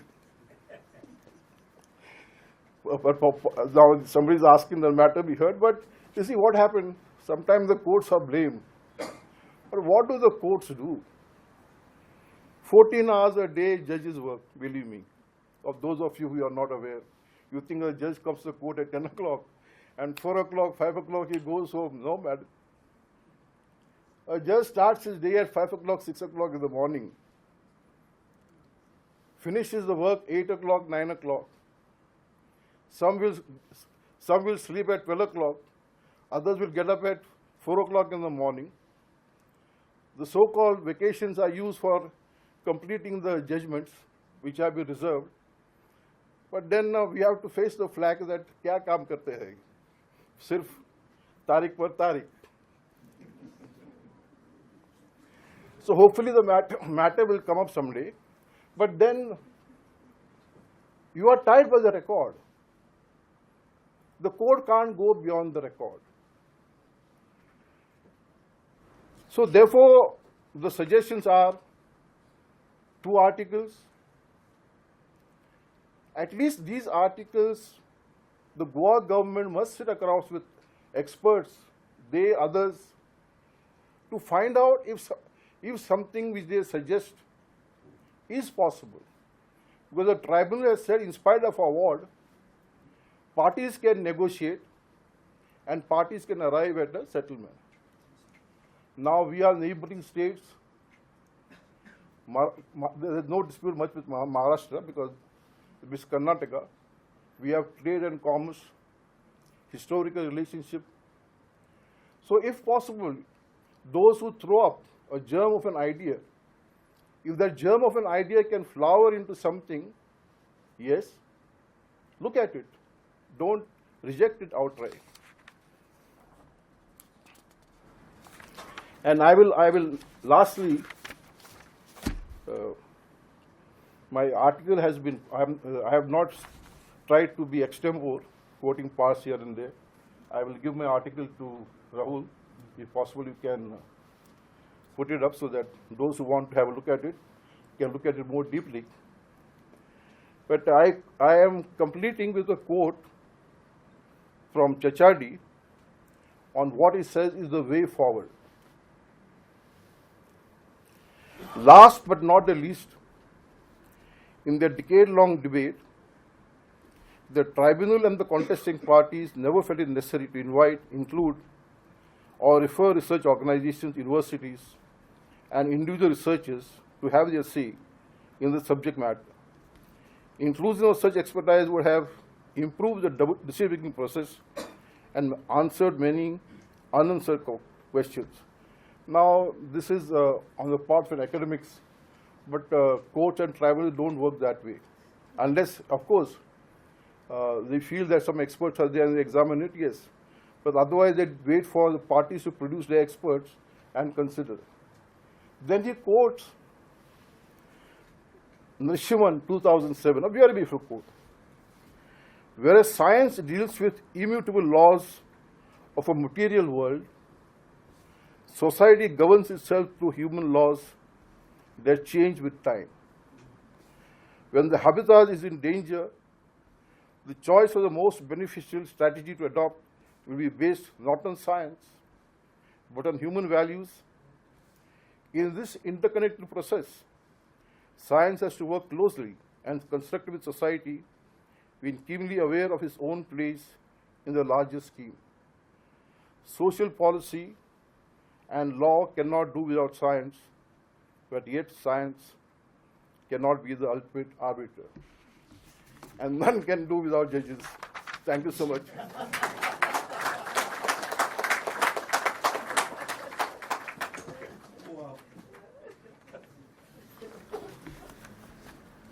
Thank you, Justice Rebello, for your very, very deep remarks. You received the book just 4 days ago, and yet you went through each and every chapter and had a very deep thinking on each of them. So really appreciate this. So we'll now have a very brief interactive session. We have run short of time, and Justice Ribello also has to leave. So maybe 10 minutes, 10 minutes of interaction. If people from the audience may have some remarks, questions or answers, please feel free. Yeah.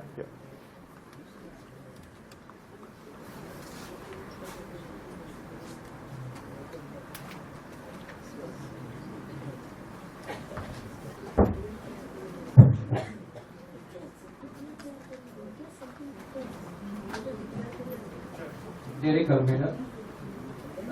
Justice Ribello, you were very kind and you did mention why the reports of the 3 experts were rejected. They were actually rejected because each one gave a different figure for the rainfall. And the tribunal said, we can't accept your expert opinion because it is paid. The expert from Goa reduced the rainfall. The experts from Karnataka and Maharashtra increased it. And that's why it was rejected. But my main question is, most of us think that we lost with the tribunal report or the tribunal award. I think we won. According to the report, 96% of the water will flow to Goa. And only 4% of the water is distributed between Karnataka and Maharashtra. So why is it so difficult for us in Goa to share just 4%? This question is to whom? Everybody in the audience and everyone who did the book and everything. Why is it so difficult for us? Why are we going through all this process just because we don't want to share only 4%, actually 3.6%. The remaining just flows into Goa. Why can't we share that? As you said, have an agreement, sit across the table, say you take this, give us 96%. There are some concern of the diversion of the Kailasa Nala. This 1.75 TMC diversion perhaps may affect the wildlife of the Mhadei Wildlife Sanctuary to an extent. And therefore these are concerns which some people, as I said, some authors, have now proposed a change in it. Now, I don't know if I tell you, when I was a lawyer or when I was a judge, I had read a judgment of the United States Supreme Court. You know, they have these large basins and they had built a multi-billion dam.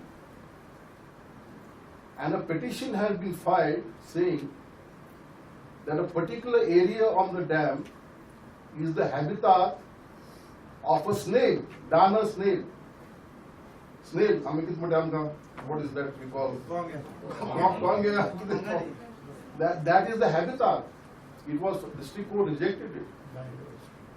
Ultimately, the Supreme Court of the United States said, no, this is the habitat of this darter snail.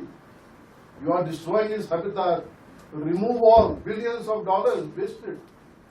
So it's not as if, you see, protecting habitat is not something like, it's an environment, we don't know fully what nature is. It evolves, it grows. And we have our laws.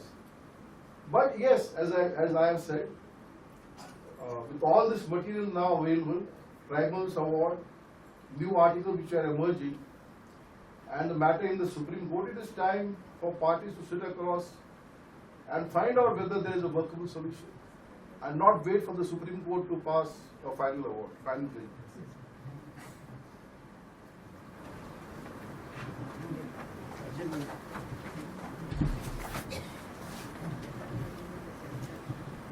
Hi, my name is Renzi. So, it's a really complex question and it's about the episteme. So, in constructing this discourse, it's a beautiful book. I haven't read the book, I hope you read it. So I'm trying to understand the process of selection and inclusion in constructing an episteme, because otherwise we come from a certain caste, and again caste from Goa. When we talk about commons, again you have the unlanded that do not even figure within the goa-karnataka system or even the comunidad.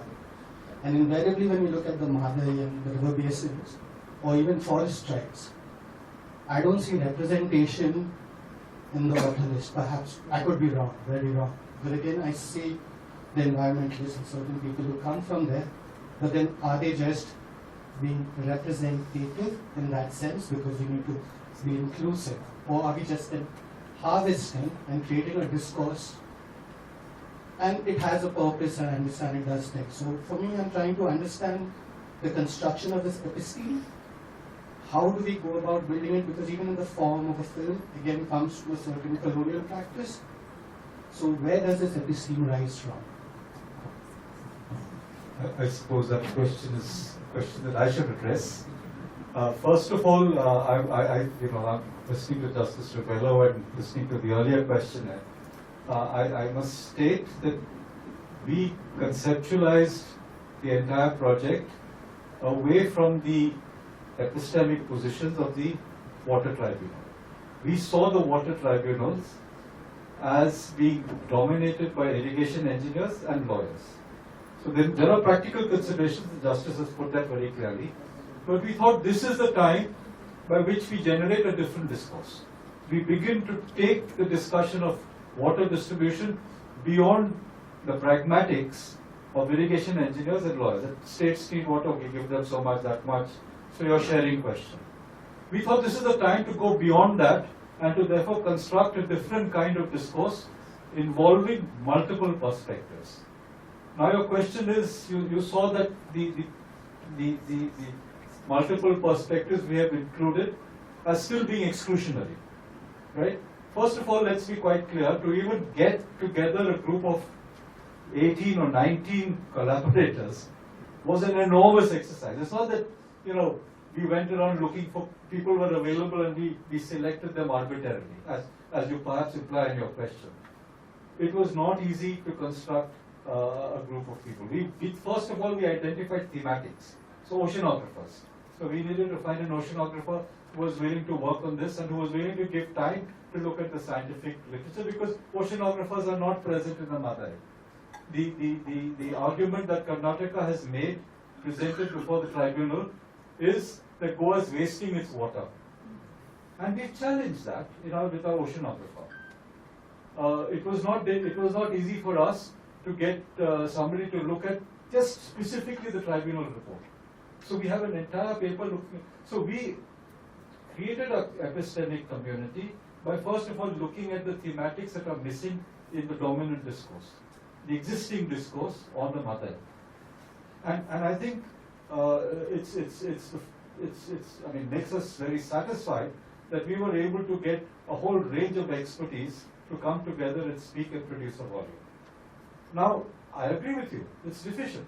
This is not the final word on the topic.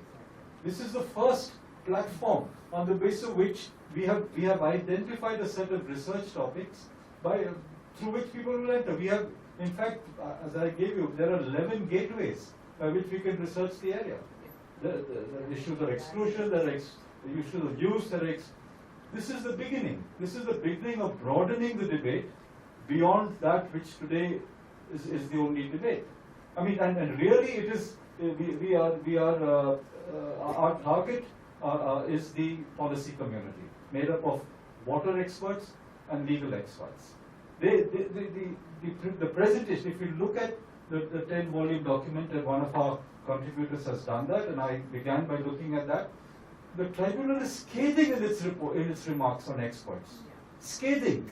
I mean, experts have said that you have come unprepared. Not only are you changing your position, you are changing it for personal interest. So experts don't do expert work. They have other interests. So it is that we are challenging. So while Justice Rebello has said that these are all the documents, we want the documents before the various adjudicatory committees to open up the debate. Because water is going to, as the population grows, they are already 1.4 billion. As the population grows, water is going to be the site of conflict.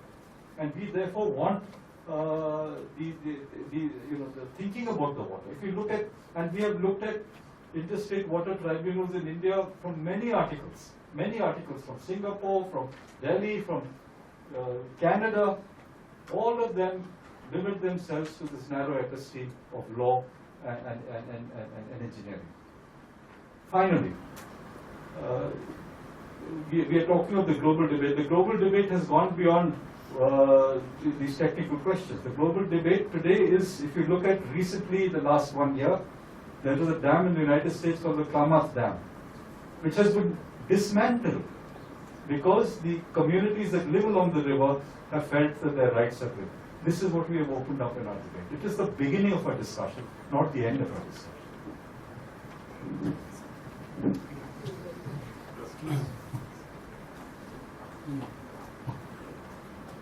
Yeah, Rahul, I just wanted to know whether you could take the responsibility of through Goa University.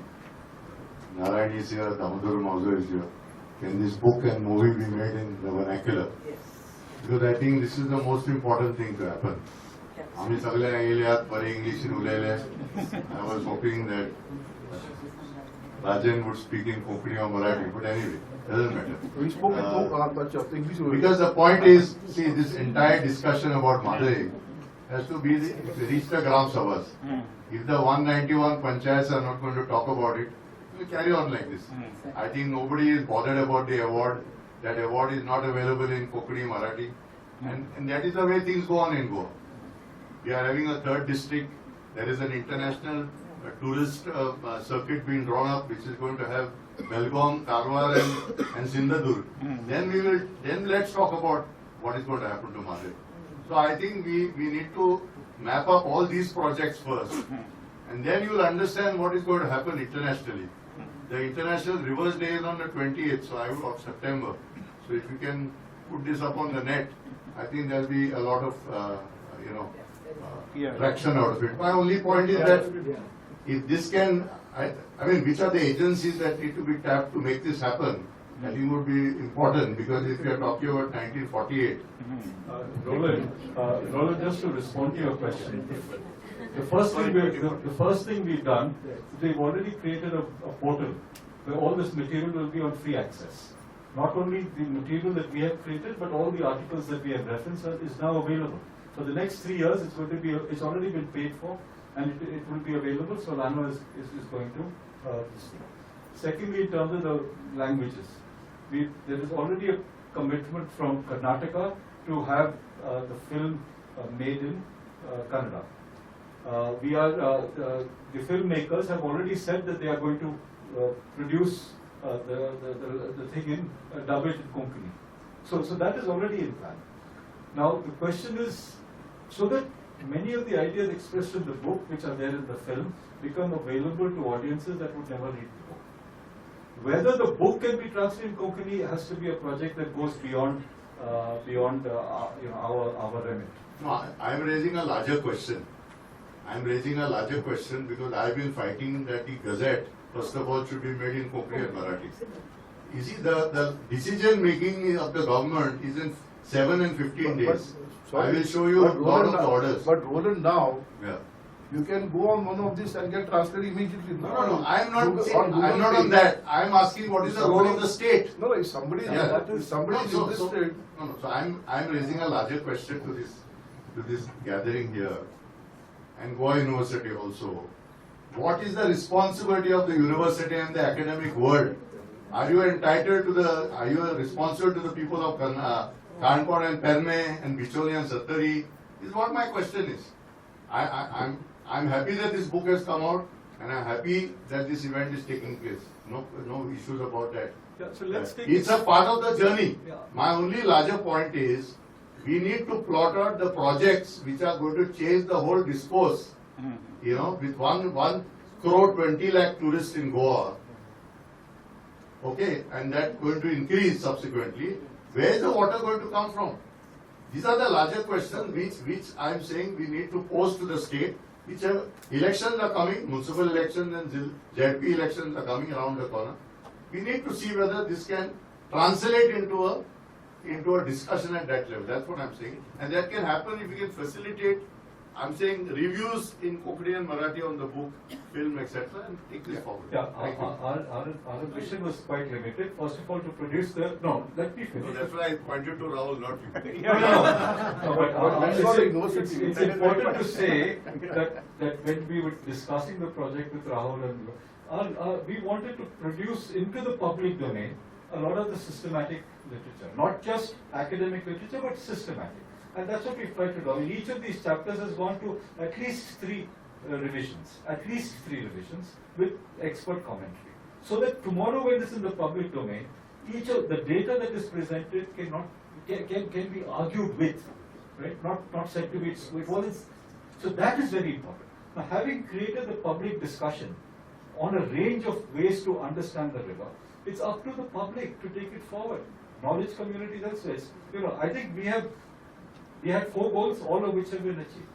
That's the point I want to make. But this is the beginning.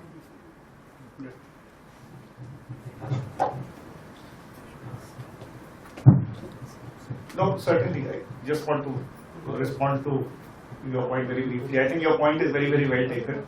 This is an effort that needs to be taken to the grassroots level. And that's where I think my dear friend Prakash Parikar, who also has been part of this project in the initial phases, we'll be discussing it and we'll see the best way in which it can be carried forward.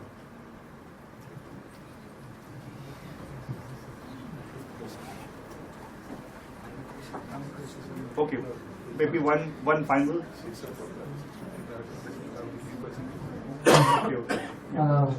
Judge Justice rightly said that finally when you put it before a judge, you need to have data. So qualitative research like this is very nice, it's very emotional, but finally you need quantitative data which has to be produced before the tribunal. So since we are at the university, this is not a question, but just a viewpoint of someone coming from the academics is that we have another 20 years for 2048 to come.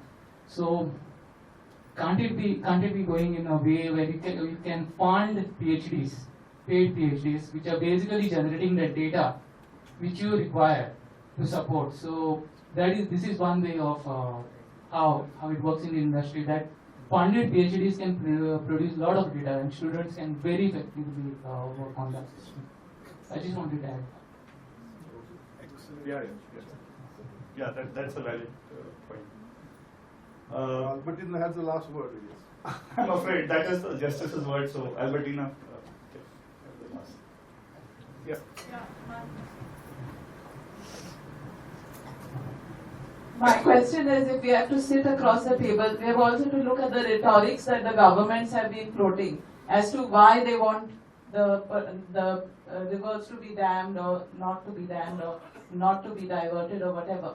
So therefore, now the Karnataka government has been saying that it is wanting to that for the farmers. The outside projection is that the farmers who are not getting water for their fields.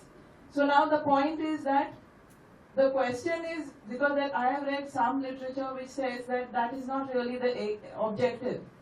So the question is, what is the objective? Is what we also need to understand, so that the solidarities can be built with those farmers, and what are the solutions for them also to have water and for us also to continue having water and without diverting the river. So these are the things I think that in terms of cross-border solidarity that we have to look towards, and that is probably also an area. And I would really think, I remember that when the tribunal award came out, I tried to read the award. It was so difficult. It was like some volumes of bits and pieces that you have to download, and it was really difficult to even access that tribunal. Volumes 11 and 12 you read. Only 2 volumes. All the others are documented. So I'm afraid we only have time for as much. I think the discussion has been very, very intense, and the number of points that have come up certainly are worth taking forward, and we'll take it up with colleagues, friends, communities in the best way they can be. I now request Dr. Prakash Parienkar, our Dean of Faculty of Languages and Literature, to please come and give the vote of thanks and also give his inputs in terms of his work being one of the first ones on Mhadei.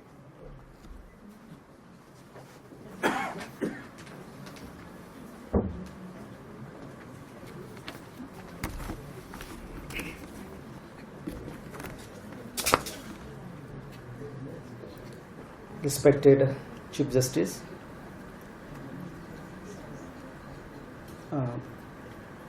Fernando Rebelo, Professor Peter D'Souza, Madam Sujata Norana, आमचे by Rajan Kerkar, professor Tripathi, तुम्ही सगळे मोठ्या संख्येन हांगा उपस्थित आसात. पयलीच फावट अशें म्हाका दिसता की जे लोक आयले तांकां जमनीर बसचें पडलें, to sit on the floor. अजून असो आसा की तुम्ही सगळ्यांनी मोठ्या संख्येन हांगसर तुम्ही आयल्यात आनी म्हादैच्या मोगान तुम्ही आयले हांगसर आनी ह्या पुस्तकाच्या रिलीज फंक्शनाक तुम्ही उपस्थित रावल्यात. On behalf of D Kosambi school of social sciences and behavioural studies, Goa university, it is my privilege to propose the vote of thanks on this special occasion. The release of book on the river Mhadei, titled The River Mhadei, The Science and Politics of Diversion, and also the screening of a documentary that celebrates its life and spirit. This is a moment of pride for us. Mhadei is much more than the river. It is a lifeline of the Goa. आमी तिका कांय लोक म्हादेवी म्हणून वळखतात. हें उदक आमच्या खातीर एक फक्त उदक न्ही, तर आमच्या खातीर तीर्थ आसा. तुमकां खबर आसतलें की देगांवच्यान म्हादय सुरू जाता, पण नानेवाडीची न्हंय मदल्यान येता आनी दुसरी खूब म्हत्वाची न्हंय आसा ती म्हळ्यार तीर्थाची न्हंय, गवाळींतल्यान येता. लोक उश्टें बसून तातूंत उडयनात, बस्तकार कडिनात. दिसता हें तीर्थ जें आसा, तीर्थाची न्हंयचें येता सकयल मेरेन अरबी समुद्राक मेळटा, तें आमचे खातीर एक होली वॉटर जावन आसा. At the outset, I extend our heartfelt gratitude to Justice Rebelo sir for graciously agreeing to launch the book. His commitment to Goa ecology and social concern makes his presence here truly meaningful. Sir, आमच्या सगळ्याच्या वतीन हांव तुमकां खूब खूब देव बरें करूं म्हणटा आनी तुमकां शुभेच्छा दिता फुडल्या कामा खातीर. A very special words of thanks goes to editor Professor Peter D'Souza, Professor Lakshmi Subramaniam and Dr. Solano De Silva for their vision, scholarship and tireless efforts in shaping this project to its conclusion. Professor Peter is the very visionary Goan, a son of Goa. तुम्ही आमचे म्हादेपूत, कारण येदो व्हडलो project आमचें एक सपन आशिल्लें. कारण आमी जेन्ना युनिवर्सिटीन चर्चा करताले, कारण आमी अशे तरेचो टॅक्स क्रिएट केलो ना जाल्यार तो गव्हर्मेंटाक बऱ्याक पडटलो आनी आमच्या सारक्या स्कॉलर्सांक तो खूब म्हत्वाचो थारतलो अशें सदांच आमी चिंत्ताले की आमी जे आर्टिकल बरयताले ते फक्त न्यूजपेपराचेर आनी खंय तरी मॅगझिनाचेर. पण पिटर सरान एक अशे तरेची एक ऑपॉर्च्युनिटी आमच्या मुखार दवरली आनी सगळ्या स्कॉलर्सांक एक कडेन हाडले. म्हाका खबर आसा बिट्स पिलानीन खूब फावटी आमी बसल्यात, परत परत बसल्यात, विद्यापीठान आमी चर्चा केल्या आनी एक सुंदर पुस्तक सगळ्या आर्टिकलाच्या रुपान आमकां आमच्या मुखार तांच्यान दवरला. सर, तुमकां खूब खूब देव बरें करूं म्हणटा आनी मागता का फुडलें जें कार्य आसा, तुमी आज जें हातीन घेतिल्लें कार्य आसा, हें सगळें कार्य जगभर पावतलें निश्चितूच, आनी ताजी म्हाका दिसता इतिहासाची नोंद घेतली. We are deeply grateful to all the contributors which त्यांची सगळ्यांची नाव घेना, खूप नांवां आसात हांगसर, पूण हांव खूप धन्यवाद दिता कारण ज्या पद्दतीन हो प्रोसेस हांवें लागींच्यान पळयला की ज्यांच्यांनी आर्टिकल्स बरयल्यात, 2-3 रिव्यू जाल्यात आनी एक फायनस्ट असो प्रॉडक्ट पुस्तकाच्या रुपान आमच्या मुखार हांगसर दवरिल्लो आसा. Our sincere appreciation goes to makers of documentary, Mhadei, mister Gaspar D'Souza, mister Srinivas Ananth Narayan and Mr. Ethan D'Souza. Film इतले सुंदर रितीन फिल्म काडला आनी इतले बरे तरेन तेंच्यांनी ते मांडिल्ले आसा आनी म्हाका दिसता हे विज्युअल ज्या पद्दतीन मांडिल्ले तेंच्यांनी आसा, खूब कश्ट करून ते खूब एप्रिशिएट करपा सारके आसा आनी हांव तांकां खूब खूब देव बरें करूं म्हणटा. We also extend our thanks to Goa 1556. आमचे फेड्रिक नोरोना हांगसर आसा, तेंच्यांनी खूब एफर्ट घेवन कितलो सुंदर तरेन एक पुस्तक आमच्या मुखार दवरिल्लें आसा. ताकाय खूब खूब धन्यवाद दिता हांव. Our gratitude to the media representative हांगसर खूब जे सिनियर मोस्ट जर्नलिस्ट हांगसर आसात हो सगळो इव्हेंट कवर करपाक. Who have join us for this evening, ensuring that the message of the Mhadei reach far beyond the Goa university campus. खूब बरें सांगलें तुमी की इतले आमचे कडेन पंचायती आसा आनी खरें म्हटल्यार हें जें काम हांगा जाल्लें आसा तें निमाणे मनशा मेरेन पावपाक जाय. म्हणटकच सदांच एक प्रश्न पडटा की सत्तरींतले लोक कितें करता म्हादय खातीर, वा सांग्याचे लोक कितें करता म्हादय खातीर, वा काणकोणचे लोक कितें करता म्हादय, असो सदांच एक प्रश्न येता. पूण अशे तरेचो हो जो प्रश्न आसा तेंच्या मेरेन जो मेरेन पावना आनी तेंच्या मनांत म्हादय विशीं चड आस्था निर्माण जायना तो मेरेन म्हाका दिसता हें काम आमी हातान घेतलां, ही पालखी बुजार घेतल्या, ती फुडें वचची ना. म्हणजे हांव खूब खूब धन्यवाद दिता सगळ्यांक. We also acknowledge the support of BITS Pilani, Goa campus and the Goa University who logistically help us to make this event possible. And finally, to each one of you who have joined us today, your presence lends strength and meaning to this initiative. खूब खूब देव बरें करूं म्हणटा. तुमचो मोलादीक वेळ काडून तुमी हांगसर आयिल्ले आसा. एकूच म्हत्वाची गजाल तुमकां सांगता की आतांच एक प्रश्न आयलो की 3 TMC उदक दिल्यार कितें जाता काय म्हणून. हांव म्हादयचो पूत, हांव या 3.6 हें म्हादयचें उदक तांकां दिल्यार कितें जाता काय म्हणून हांव सदांच विचार करता की हांव म्हादयचे तडी रावता. म्हादयचे भरती येतकच, म्हादयच्या बुट्टी येतकच म्हज्या घराक उदक लागता. म्हणटकच तुमकां सांगता तुमी मुद्दम मेच्या दिसांनी म्हज्या घरा कडेन येयात. हांव सांगता म्हादयचो फ्लो ओन्ली लायक ए स्मॉल स्ट्रीम कसो, एकदम ल्हानशी झर व्हांवता तशी, म्हणजे एक ल्हानसो व्हाळ व्हांवता आनी व्हाळाचे कमी इतली व्हांवता, इतलें येदेशें इतलोच ताजो फ्लो आसता. पूण तुमकां लक्षांत येतलें म्हादय कित्याक आसा, म्हादयच्यो कोणी दिसता म्हणून म्हादय आसा, पण म्हादयन उदक ना. ओन्ली केरकर सराक खबर आसतलें एकूच tributary, small tributary, that is wall of आंचिरो. म्हादय कंटिन्युअसली उदक दिता. सगळी ट्रिब्युटरीज ड्राय जाता, सुकतात, सगळ्यो सुकतात. गडाचो पांचुरो सुकता, वयर इल्ती न्हंय सुकता, बैल न्हंय सुकता, मागीर सकयल आसा ती आमची नारोडा न्हंय सुकता, वेळसाची न्हंय सुकता, इवन ही आसा आमची रगडा न्हंय ती सुकता, वयर सगळ्यो न्हंय सुकतात. आमी ह्या सगळ्या न्हंयांनी चलून गेल्यात, पळयलां हें सगळें. आनी सांगलां तशें कोणाकच जस्टिसान सुंदर सांगलां की कोणाकच अधिकार ना की एका वेलींतलें उदक दुसऱ्या वेलीन व्हरपाक, डायवर्ट करपाक. म्हणटकच म्हाका दिसता हो विशय जो आसा तो आमी सर्वदूर पावपाक जाय अशें दिसता. आनी परत एकदां हांव तुमकां खूब धन्यवाद दिता. देव बरें करूं म्हणटा. तुमी मोठ्या संख्येन तुमी हांगसर आयले. हांव स्कॉलरली जें काम जें आसा तें सर्वदूर पावचें, सगळ्या मेरेन पावचें.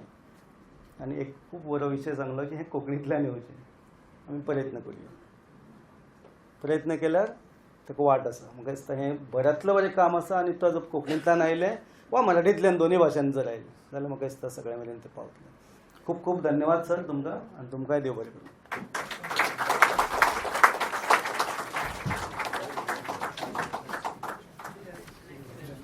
So you can make out why I said involvement of Prakash Pariyekar will be very important if we wish to take it forward in Konkani and Marathi. So a very special announcement before we break for tea. Please join us for a cup of tea outside. On 19th September, we have another book launch on 50 years of emergency, edited by Professor Peter at the International Center. We'll be very happy if you all are able to make it. Copies of the book also are available outside on discount. Please feel free to take a look and have your copies.